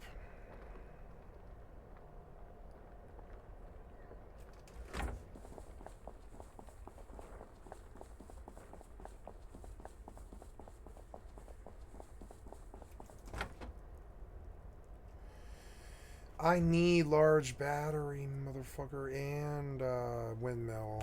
Aw. Oh well.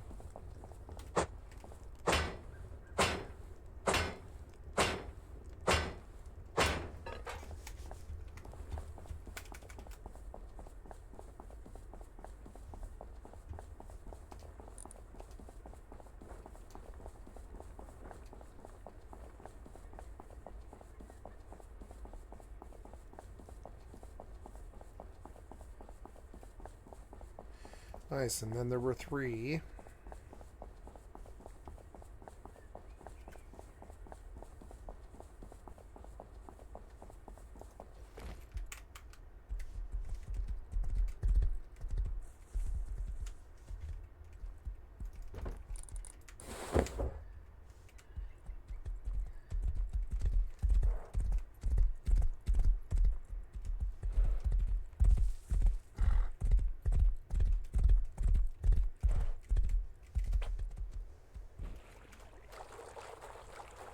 This was not worth a trip to Dome. Well, I mean, it kind of was, but it was worth it. It was worth it in terms of, it was worth the chance of getting like a smoke grenade or, oh, sorry, a smoke signal. I don't know. It's not really worth it though. This was not worth the trip to Dome at all. All right, let's make a T2.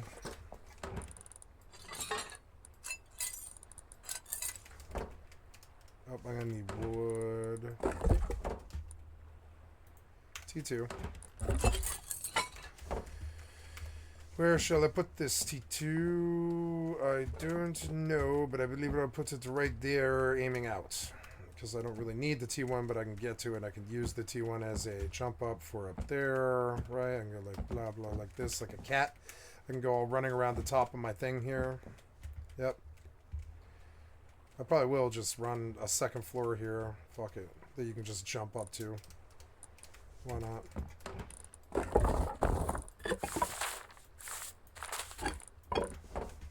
Gonna actually pick up the T1. I'm gonna put the T2 here. There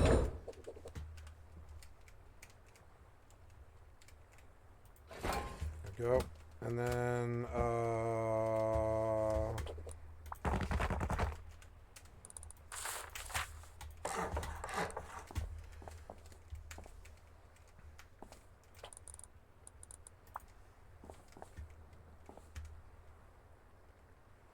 nope, can't do that. I gotta see how the design looks. Yeah, it's dope.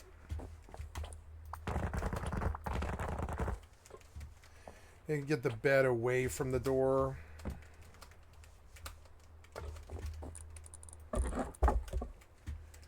Give myself a nice bedroom up here where I can like spawn, grab raid kit, go down in, as opposed to, yeah.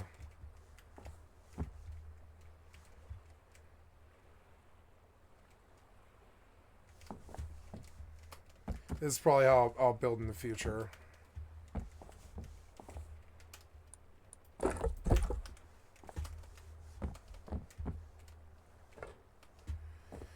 The other good place for this tier 1 would be here.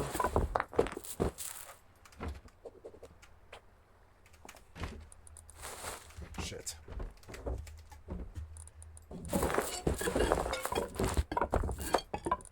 I think I'm done with this stuff. Not really sure.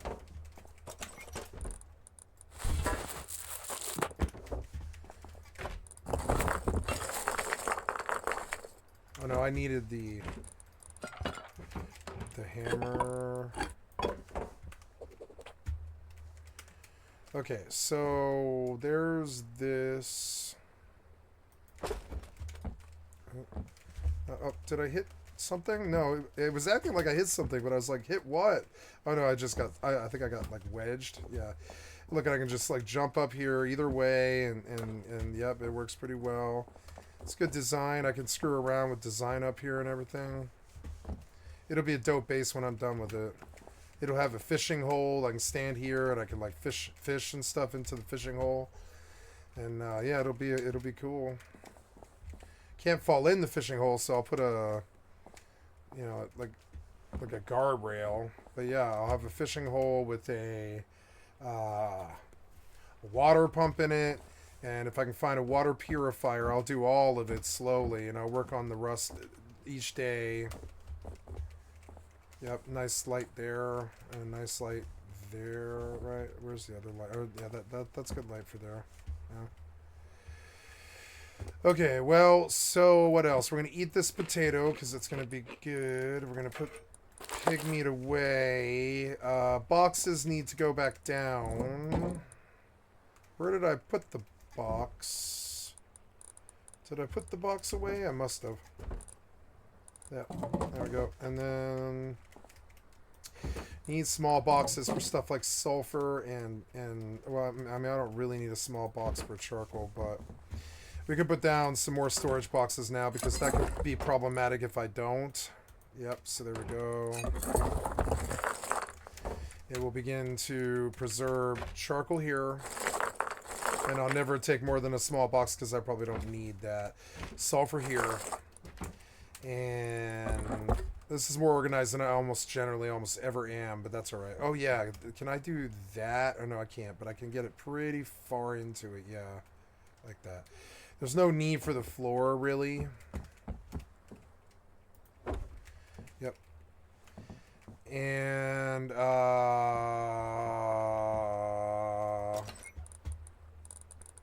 what else? Yeah, we good with Gucci. So this box, I want to loot all.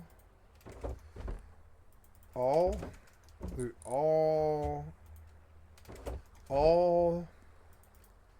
And that way I can like get to my stuff easier here. Those are seeds. I guess I should keep one more box for seeds. Probably under the barbecue. This base is done pretty much at this point. It's like done.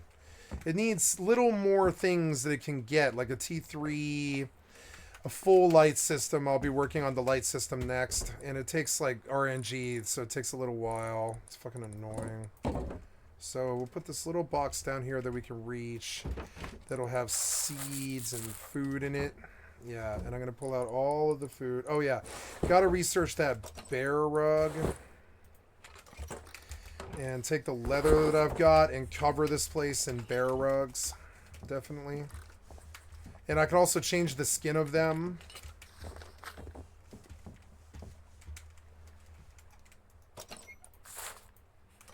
Yeah, so make me a whole bunch of fucking Bear rugs. Bear rugs. Okay, craft.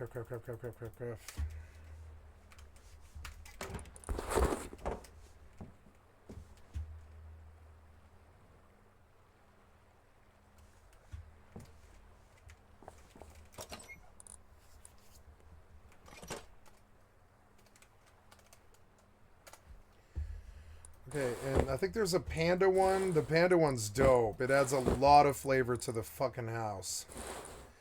Panda. There's a gingerbread one. That's cool.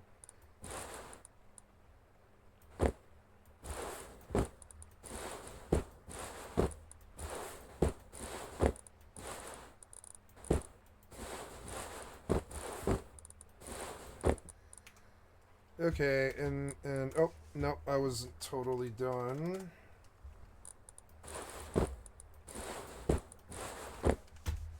Okay, blah.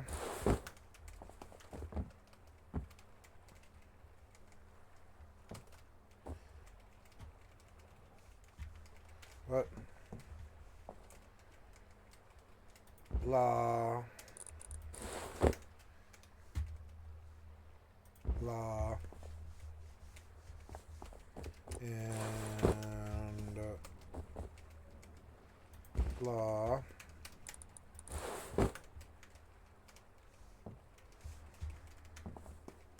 Wherever I am, my comfort should be good. Those will have to have lights.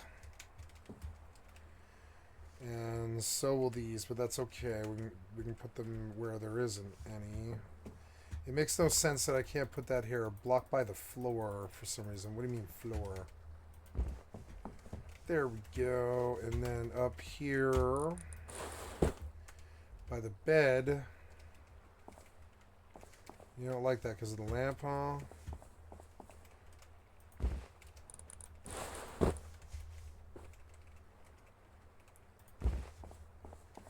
I'll probably have to move them, but I mean, like, what else am I doing with them?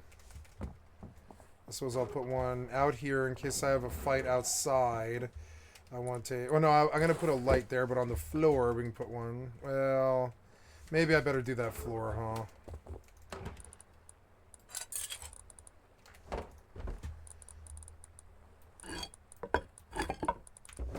I need to research this thing. Yeah. Yeah, we're gonna do...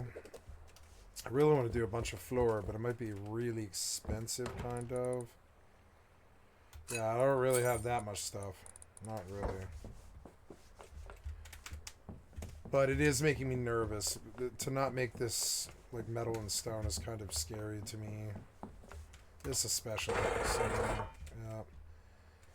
I suppose another better use of metal would be to upgrade these. Well, stone would be better for that. Let me go get stone for that. So, make me 1, 2 doors, because, yeah, this has to be... Before I can finish the 4, yeah, I have to make sure it's secure, so...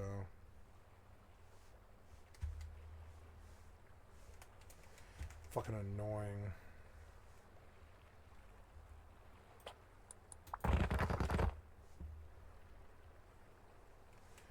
You're so annoying. Why is that still so annoying? You can't fix that yet? It's so annoying. There, I'm clearly looking at it. You're so dumb.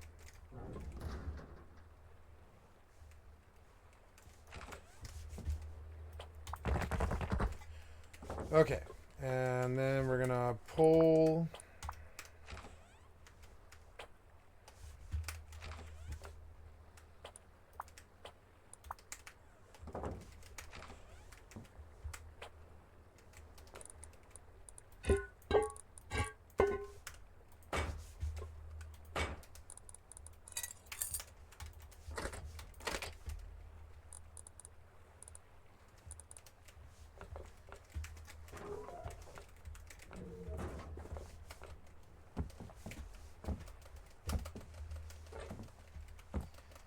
That sucks. If I were to spend the stone on anything, it would be that. Because they can just pop in, drop down, one door to TC. And I mean, but go ahead. You know, honestly, I don't care about the space. It doesn't really matter.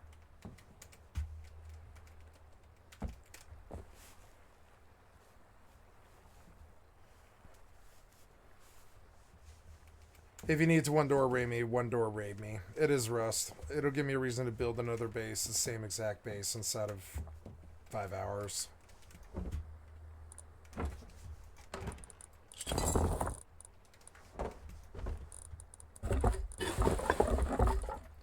Most of what takes time is the conception, what you want to do, how to do it. Now that I know, I can build this so fucking fast. I could do this in 5 minutes in wood, and within 5 hours it would be metal. You know, stone. So, yeah. Now, we're done with this for a bit. The upkeep is at 22 hours. That's pretty good. Could be better. Stone and metal is a thing. Stone's starting to be a thing, so I suppose going out to find a bunch of nodes is pretty much needed. I will go and do that when I'm ready. Actually, I suppose I should do it now because it's daytime and I'll worry about other stuff later. I don't want to worry about EvE just yet, but I will take this stuff out of the thing and I will go buy fire crystals. Do I have any fire crystals here? Like, am I stashing any? No. No, and I should stash like a whole bunch more. Like I should stash like a whole load of them. Next time they're cheap, I'm gonna stash like a whole fucking box of them.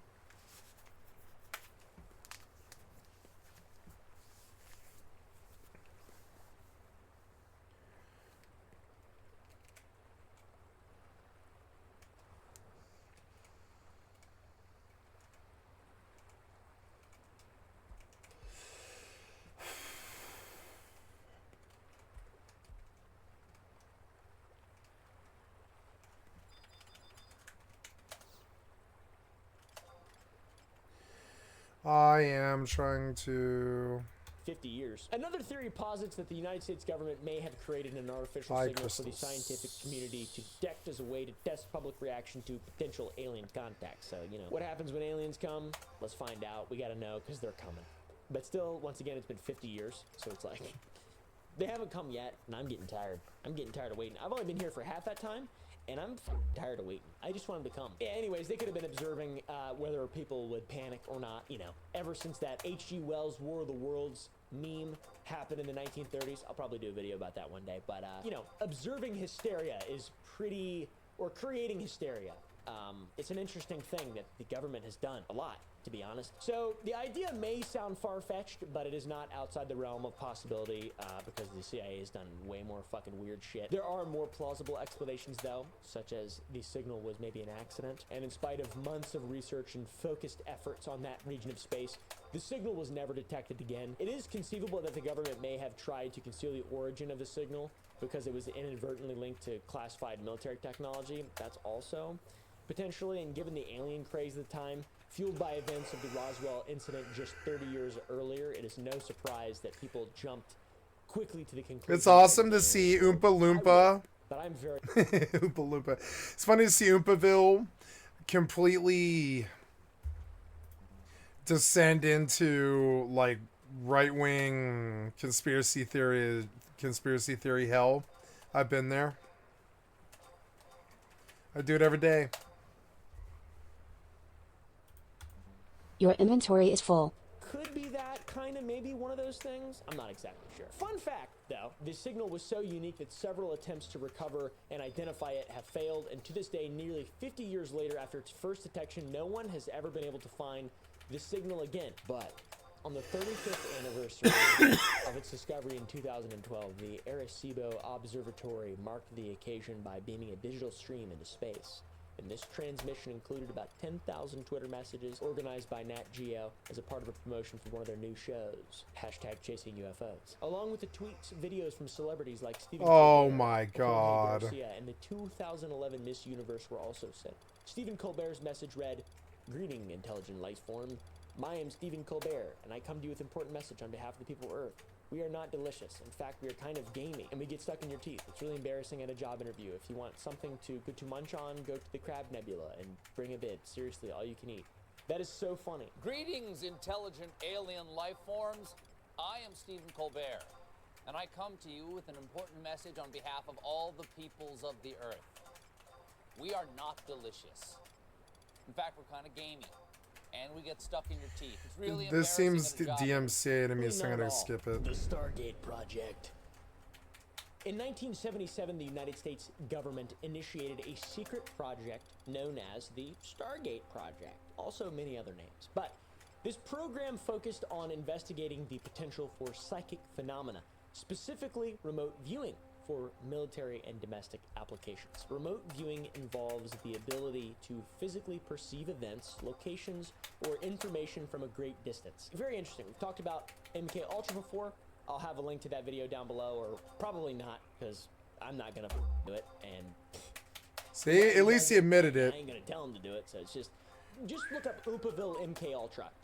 Type that in or whatever. Anyways, the project was based at Fort Meade, Maryland, and consisted of a small team of... Notice he mentioned it. He knows that every time they say check the link below, they lie. They lie. Influenced by secondhand reports of similar experiments being conducted in other countries, particularly by the Soviet Union. And both the CIA and the Defense Intelligence Agency were deeply interested in the project and sought to learn everything that they could Your about inventory all is full. potential applications of cyclic abilities. Several programs within the Stargate Project were approved and eventually funded as needed, and to maintain the integrity of the experiments, the test results and work reviews were kept hidden from the remote viewers to avoid discouraging them if their perceptions were inaccurate, which is really interesting. Don't tell them the truth. Let them believe.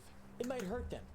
They won't grow. Additionally, any feedback given to the viewers was kept classified and secret, ensuring that the participants remained focused on their tasks without outside influence or bias. In the 1970s, the United States became concerned that the USSR was reportedly spending around 60 million rubles annually on psychotronic research, which is an area of study that focused primarily on psychic phenomena. 60 million rubles, that's like $300, all right? We gotta Your up our inventory game. is We spend full. 600 billion a year on defense. We might as well spend at least 60 million rubles on psychotronic. Why don't we still do that? I feel like we should still be investigating psychic shit. That would be cool. That's 600 grand. 60 million rubles.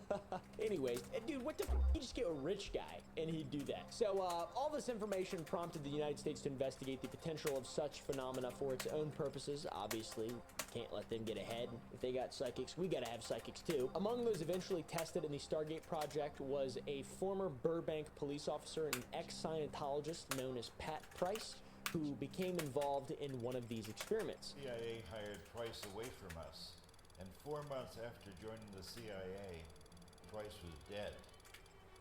And the big question is, was he killed or was it a natural death? Like in the movies, you want to know, did he jump or was he pushed? What do you think? Using maps and photographs provided by the CIA, Price claimed to have successfully retrieved information about a secret Soviet facility located behind enemy lines.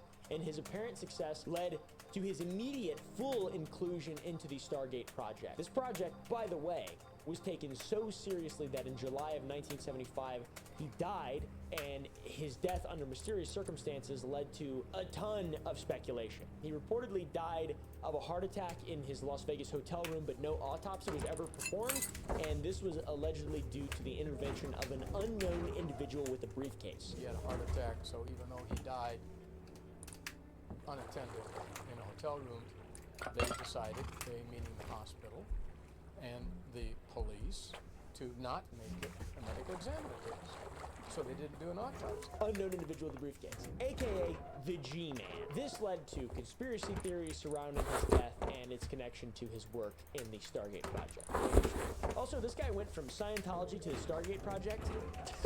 That's crazy. This guy this guy's a rock star, a psychic rock star, fighting his old lives and his demons and his trauma, his ancient thetans. And then he went to the Stargate project. Out of the notable tests within the Stargate project, one involved locating a lost Soviet spy plane in 1974. Rosemary Smith, a young assistant recruited by the project director Dale Graff, played a crucial role in this operation. Using her remote viewing abilities, Smith successfully identified the location of the plane, and her information was so accurate that when a team was sent to the location she had described, they indeed found a villager carrying a part of the aircraft. This event was considered a confirmed success and then further validated the potential of remote viewing in intelligence operations and psychotronic effectiveness. Warfare. Pretty crazy. Success of finding the Soviet spy plane location led to further tests and the recruitment of additional personnel with apparent psychic abilities who contributed to various military efforts. All the way forward in time during the Gulf War, for example, some remote viewers were reportedly able to locate Scud missile sites. That's right, guys. Conflict Desert Storm. My uncle was fighting, sniping, laying in the same spot for 3 weeks, and you had people back in Guantanamo, not in Guantanamo, that's Cuba, in I don't know, New York City, just like, Scud missile, Iraq, Babylon, Nebuchadnezzar, Stargate. Another notable figure in the program was a fellow by the name of Ingo Swann, who achieved significant results and helped shape the project's methodology. Swann was instrumental in developing the framework known as the coordinate remote viewing, which became a foundational aspect of the Stargate project, and one of Swann's most remarkable achievements was his remote viewing of Jupiter, where he described the planet's rings, an observation that was later confirmed by the Pioneer 10 spacecraft in 1973. That's insane. Dude was like, Jupiter, it's got rings. And then they're like, oh, wow!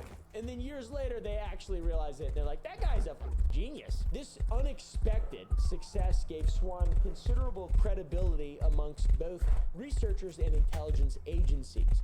His work, along with other successful tests, contributed to the project's growing reputation within circles in the government, and these and many other successful experiments are documented in declassified materials highlighting the various bizarre achievements of the Stargate project, among others, MK Ultra, etc. There's a lot of this weird mind shit. The Stargate project underwent numerous modifications and changes over the years, and in 1985 it was renamed to Project Sunstreak as a part of a series of reorganizations and rebranding efforts. I don't know why they got to rebrand and shit. The project continued to evolve and was renamed several more times, including names like Center Lane and Grill Flame. Those are terrible names. A bunch of different names, but over time, the core come on, twofer. remained the same. That was the I put so many points in mining. Oh. For military and intelligence purposes. And that's the CIA, baby girl. That's the CIA for you. Okay? There were critics, by the way. They argued that the project was based on insane, outlandish claims, and there was a lack of reliable and reproducible results, which that's what you get when you just lie a lot. And in 1995, the CIA commissioned an evaluation of the program's effectiveness, and the review concluded that while there were some interesting findings, the results were far too inconsistent to justify continued funding, and as a result, the Stargate project was officially terminated in 1995. Oh, we can't have fun anymore in our fun little remote viewing thing anymore. Oh, taxpayer dollars. We can't waste taxpayer dollars on that, but we can waste them on other shit? Dude, do that again, bro. All that other nonsense, do that shit. Do that. That's way cool. Anyways, after it was officially terminated, a lot of the program's documentation was declassified, and these declassified documents are incredibly interesting. There's some confirmed tests. They're crazy. You'd think that it's all insane and crazy, but it's legit. There's some legit stuff. It's weird. On top of this, there are a whole rabbit hole of declassified CIA documents that delve into the potential of the human race and yes, jackhammer. Like that. Go. They're complex. They hint Go. might be capable of far more than what we currently understand, and that is documented by CIA. That's train yard. CIA, though, doesn't mean that it's true or makes sense or rational or based in science. Gotta go to Dome, but humans, they can make mistakes, but it is interesting. Makes for good videos, content, okay? I'm probably gonna end up doing a full video on all the mind shit from the CIA. There's a lot of it, and it's very interesting. Yeah, a lot of very strange mysteries. Thank you guys for watching. Go to sour.gg, buy some candy, go to the Gump Club, watch some uncensored videos, okay? Gump.club and sour.gg. You just type those in your browser, and they'll go. Yeah, let us know what you guys want to see, and I'll see you in the next video.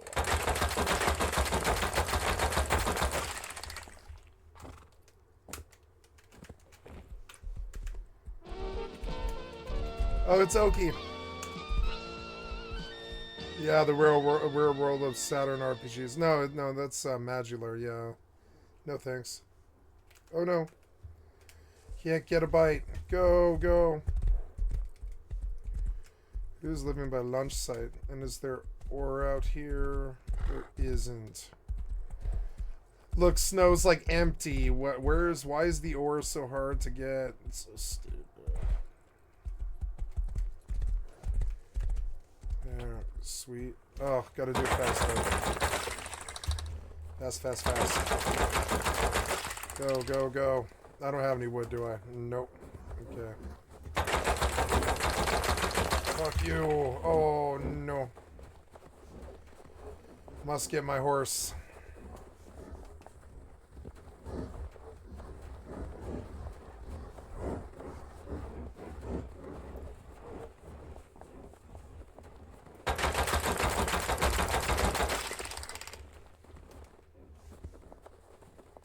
There was a lot of nodes here. Just gonna run around and get them. The horse stands out in the snow. I can find him. If I had wood, I could kill them all.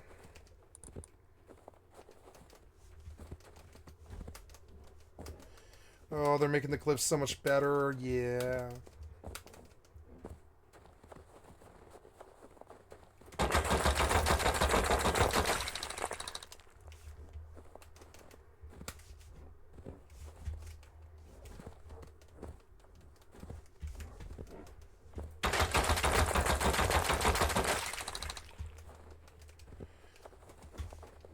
Oh.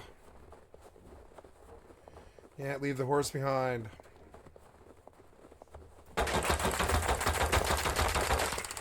So much metal, though. 900. I've hit 5 nodes, and I have all the points in the mining chart. God damn it. Now it is like a... This is like a 0.5x now. If you want to raid, you have to, like, work for it for days. Maybe I should kill him, huh? Fucking asshole. Get off me.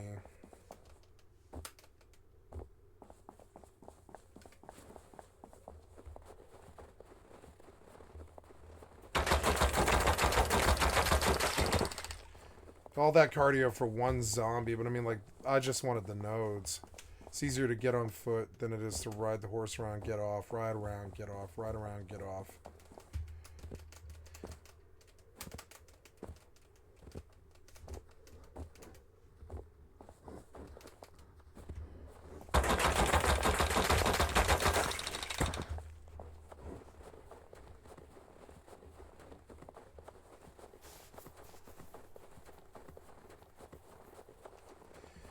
It's a lot. I've got to do... This is the good upkeep. It's like the upkeep.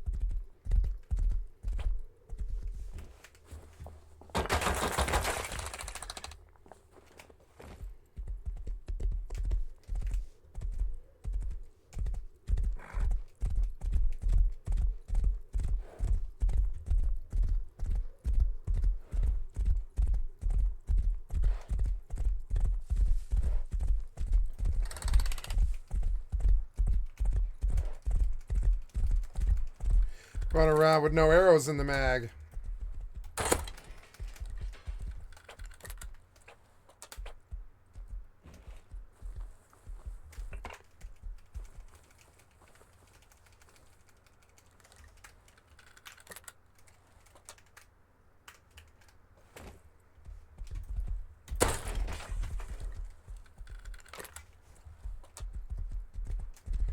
Oh shit, look at that guy.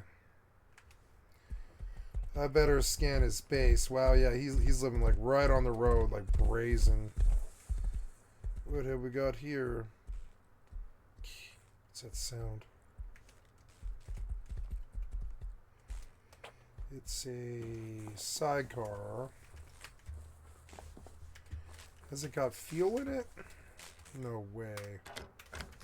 No.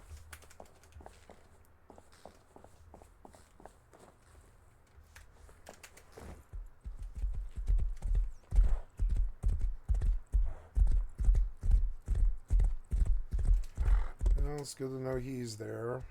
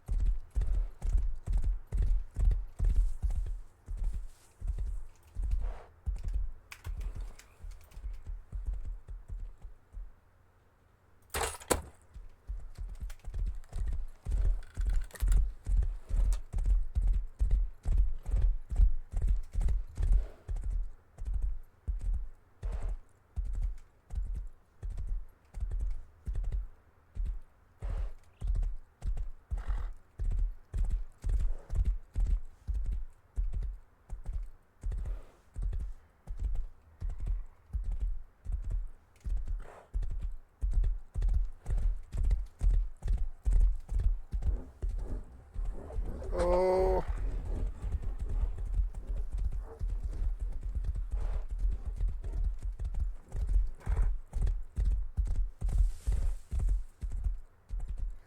Feels good to play some Rust. Not be harassed. It's a good game. Get to work towards the yearly goal of getting up enough levels to be able to play the wipes on the server that I want to play. It's fun. It's a good gameplay loop.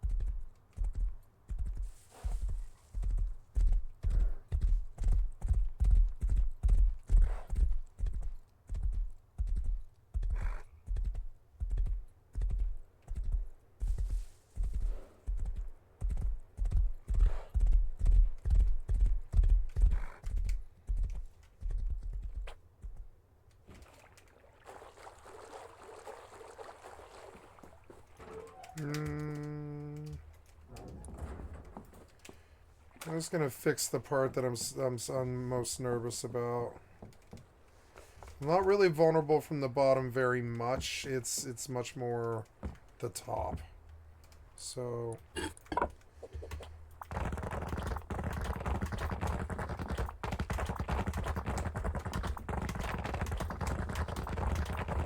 it sucks. There goes all that stone I got, and it just doubled the income. Pretty much have to go right back out again.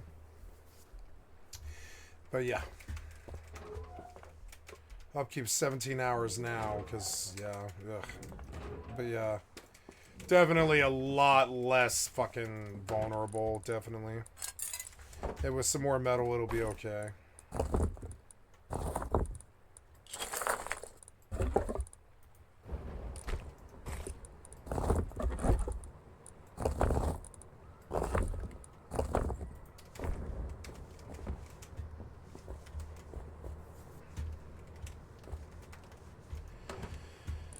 Yep. And now I'm going to blow my metal.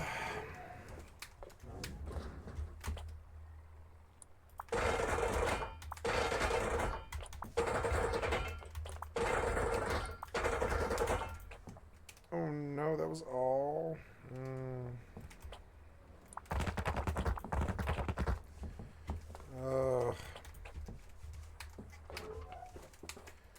Must go out with jackhammer now for a long time.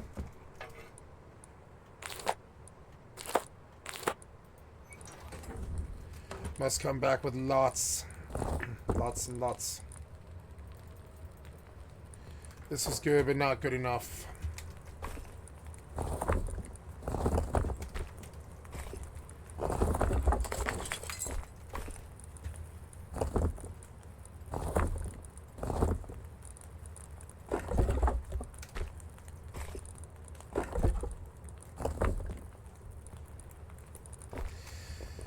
Maybe buying metal from the outposts is the better thing to do. I don't know. It's not, the upkeep is not that expensive, but I do have to go get more stone. I do. That's okay. Not tonight. That'll be tomorrow. That'll be what I do tomorrow.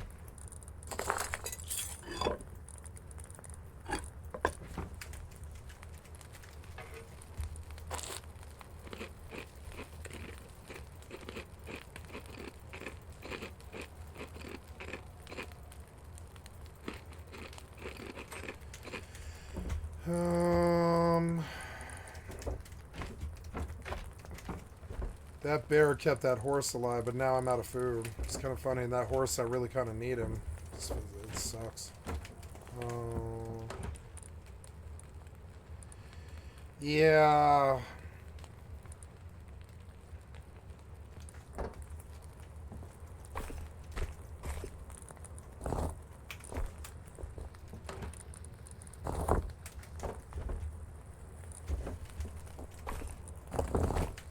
Maybe I should just endlessly run the road and then buy metal.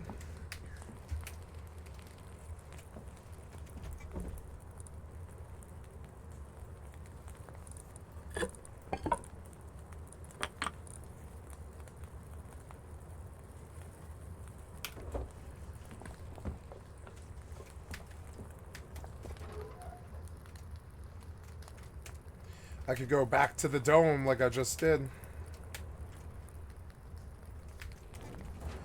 But no, I think I'll play some WoW. I kind of turned off the WoW. Go back to hardcore now.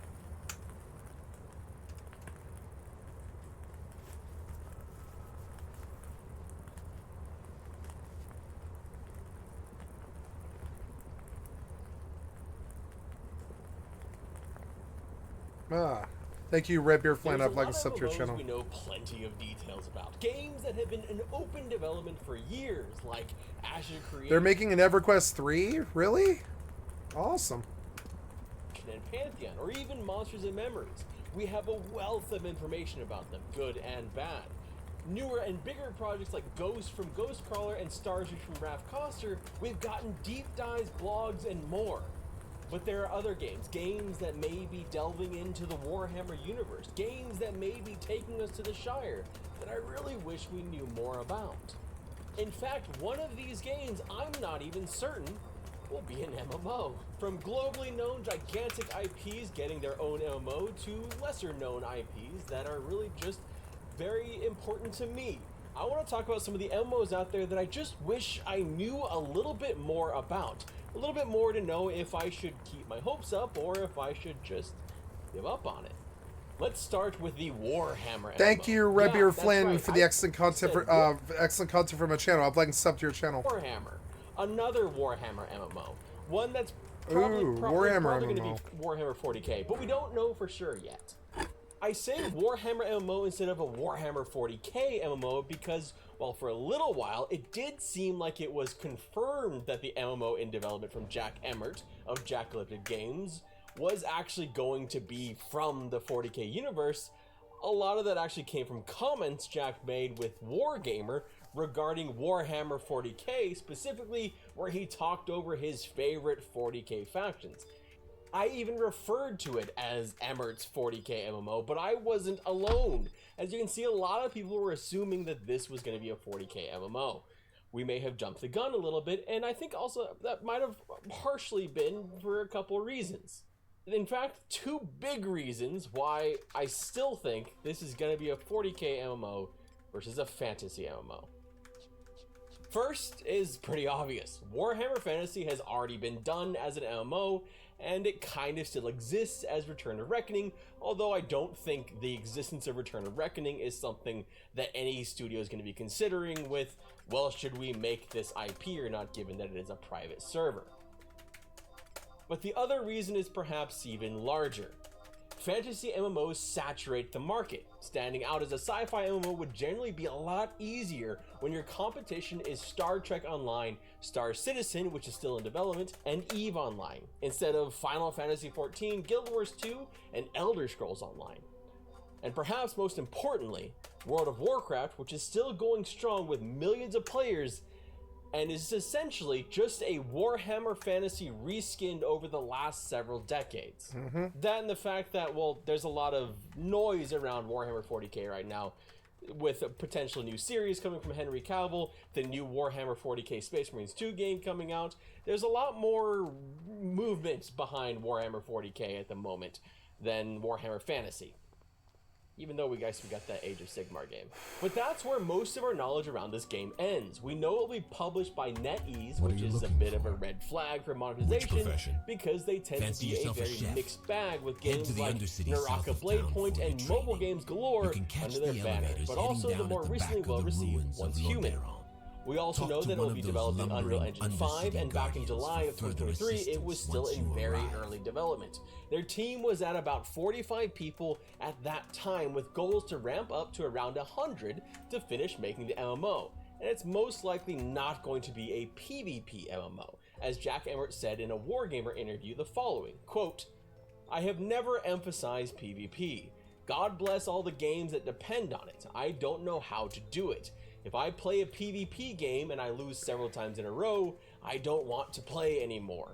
Like, getting your head beaten isn't necessarily fun, and so you end up winnowing down your population. Safe to say, unless they hire someone who is absolutely a complete expert in PvP, I don't think you want a game leaning into PvP where the creative director or lead of the game doesn't understand or like PvP. But as long as they don't fuck this up, this MMO could be the dark horse of one of the biggest MMOs ever made, because they have a built-in Oh, I forgot to audience. buy throwing 40K axes. is a very long-running franchise with an entire library of books and all kinds of other media that will WoW Hardcore and Rust actually might really fit each other, because Rust at night, you don't really want to be out that much. You can if you got something to do. But like, honestly, don't want to be out as much at night anymore, because just like in Hardcore, you just get a zombie bite. You can't see them coming. And you have to roam really far. You've got to roam so far. But yeah, and so I'm thinking Hardcore balances with WoW really well. And if one of them's frustrating me or something, I go to EVE or FFXI, and I just play EVE and FFXI fairly passively. And I actually really like these combination of games. Rust, EVE, FFXI, and WoW Hardcore. They're where my these are the games that where my interest levels were. I'm happy with these four: WoW, EVE, Rust, FFXI, and those will be what's on my stream, right? I have to change the title every day, and it drives me fucking crazy, and all I would prefer to change is the date. And I would have just do it, skycat.live and the MMO lifestyle, and then have like tons of games going all the time. 4 games at once, right? Yeah, 5 games at once. Weighted throwing axes. You receive item. Weighted throwing AXEX200. good. Oops. Yep, and we equip one. And now we leave.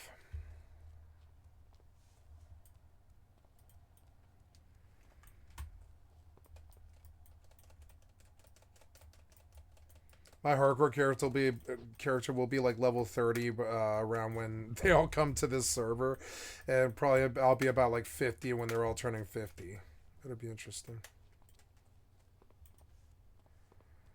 If I follow the quests. I realize that I need the quests. It's too slow without it. And just to get better about not dying to the fucking hyper spawn and just really thinking about every fucking spawn situation. I've been far too lazy. You need one cover.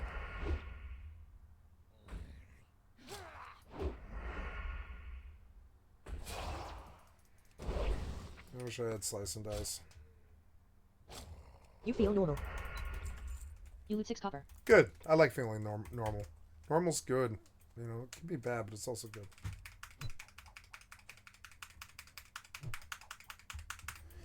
I like fighting the zombies more. It's weird that the humans fight all this living stuff, and the undead fights all this undead stuff. Because it should be the other way. It should be the other way around. Yep. I see it. Yeah, he hurt me. Ravaged Corpse was a little nasty for me. The level 7, he was a little nasty. What's any of the lower stuff? Gloomweed is level 5. Yeah, but this is where they want me to be. Did they say do Putrid's Claw? So that's what I'm going to do. Fuck it. These things aren't going to kill me.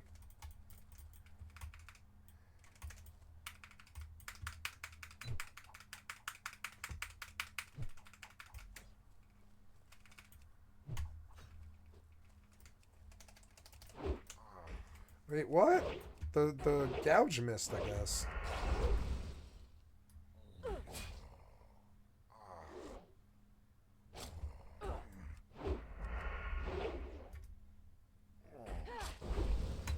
You receive loot. Linen cloths 2. And I'll fish if I have to. Putrid claw. You loot 3 copper. I feel safer.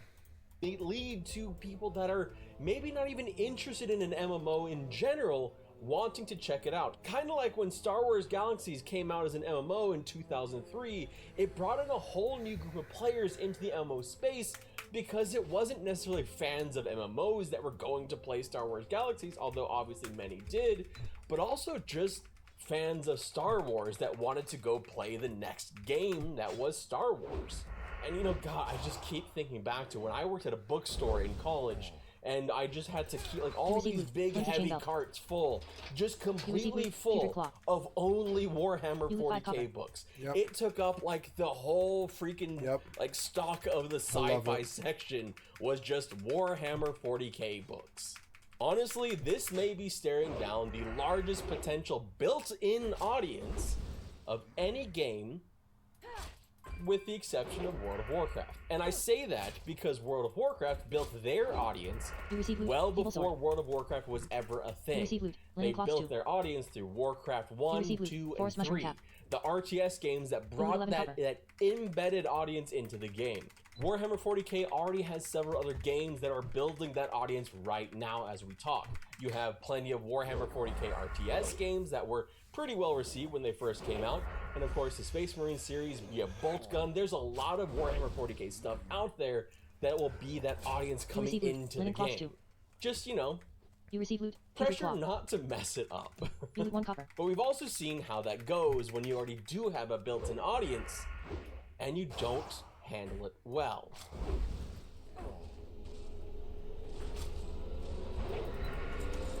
You loot 3 copper.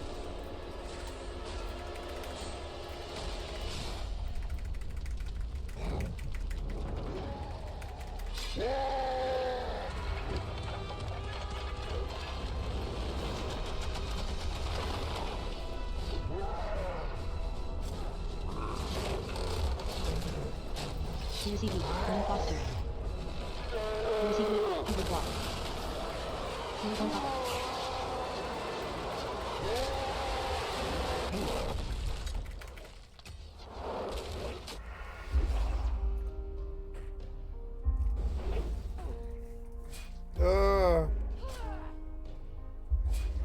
If the first and third games on this list You receive I loot. have Future kind of plot. cautious optimism about, You loot 5 copper. well, this one I think firmly sits in the potentially throw that shit into Mordor camp, because I have so many concerns.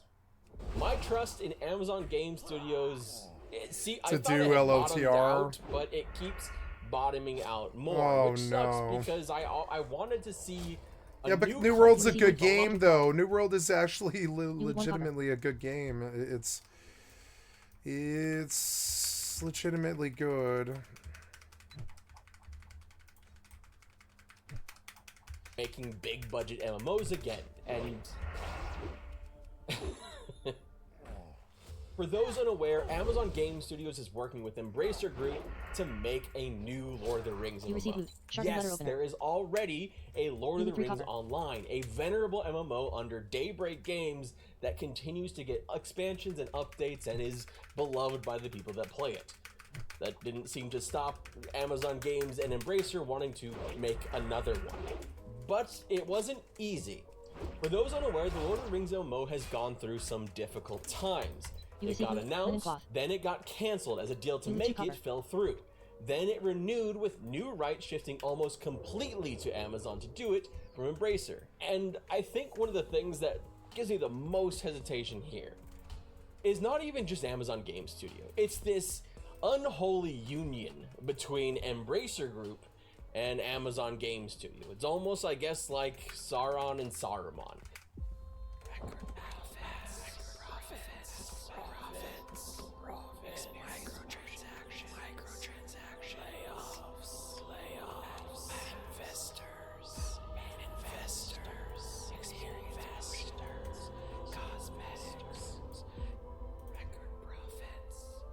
And I will not say sorry for all of the Lord of the Rings references and shit in here. I love that shit. But for Embracer, if you're unfamiliar with the name, you're probably familiar with the quote that will resound in the minds and hearts of gamers for a very, very long time, because it showed a lot. It was basically Embracer showing their whole ass to everybody to just be upfront about it.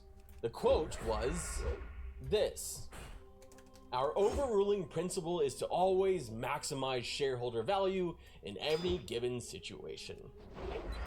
Shareholders, not gamers, not developers, shareholders. Basically saying the not so quiet part out louder. But that's not all, because you gotta couple that with some tone-deaf comments about not using actors in video games from Amazon Game Studios, and a really botched communication on their floundering MMO New World as they tried to rebrand it for a new console market by kind of shoving the lingering PC player to the side and trying to woo a new love. As well as, of course, the cancellation of their publishing deal with the MMO Blue Protocol from Bandai Namco, which is now being officially closed, and there are concerns everywhere for the game. And that doesn't even get into the fact that Amazon Game Studio has launched exactly one game. One.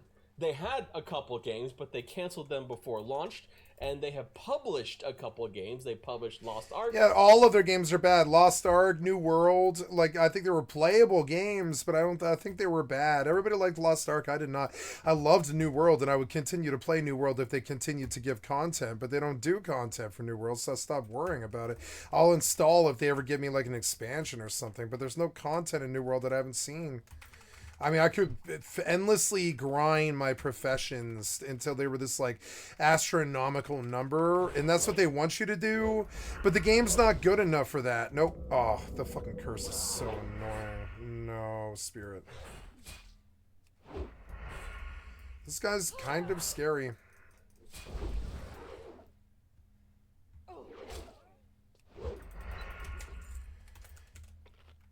You loot 1 copper. Oh, look, it's a better dagger. Oh, and a better sword, too, but I can't use the sword. Yeah, I can't use the sword yet, but I got a better sword. That's good. The feeble sword. That's good. That's good. But, where can I train sword yet? No, that'll be 10 silver. I can't do that yet. It's the same exact thing as human. It's like a lot of money. And if it doesn't get canceled, because who knows? I believe New World to be a good game. The only problem with New World is they need with the way that they designed that game, they needed like a new continent like every year, and I think all of these games need that now. That's what WoW's doing. I think they've all realized that it gets fucking boring. Like it gets fucking boring. It does. Damn it! That pool will get me killed. You can see it. I'm like I keep like they're all next to each other. It's so annoying. Where else can I go for this? See, I went north, and north is a bad way to go. They want me to turn in they want me to do Gloomweed. Okay, never mind. I actually finished the one that I needed to do. Let's go. So delayed, but published Throne and Liberty. Okay, it's probably not going to get canceled. It'll release here soon. So that makes 2 games they have published. Maybe Throne and Liberty will be good, but I don't think so. It looks like a carbon copy WoW clone got like fucking game that just isn't going to be good, guys. I don't know how else to say it, but that carbon clone fucking game is not going to be good. It's not so good. On says, maybe I should have just bought some off of Firuza. I always thought about how it's going to be free and everything is in it, or like, you know, but honestly, I'd be okay with paying $15 a month. Received 1 silver. Quest accepted. The The mill's Scourge are overrun. trying to form a base at the Agamand Mills. If they do, then they can stage further attacks within Tirisfal. The orders have been given. The Scourge in the mills must be destroyed. Go to the mills, collect notched ribs from Rattlecage and Cracked Skull soldiers and blackened skulls from Dark-Eye Bonecasters. To get to the mills, follow the road west. After crossing the bridge, take the next fork north, then keep going north. When you see windmills, the battle will begin.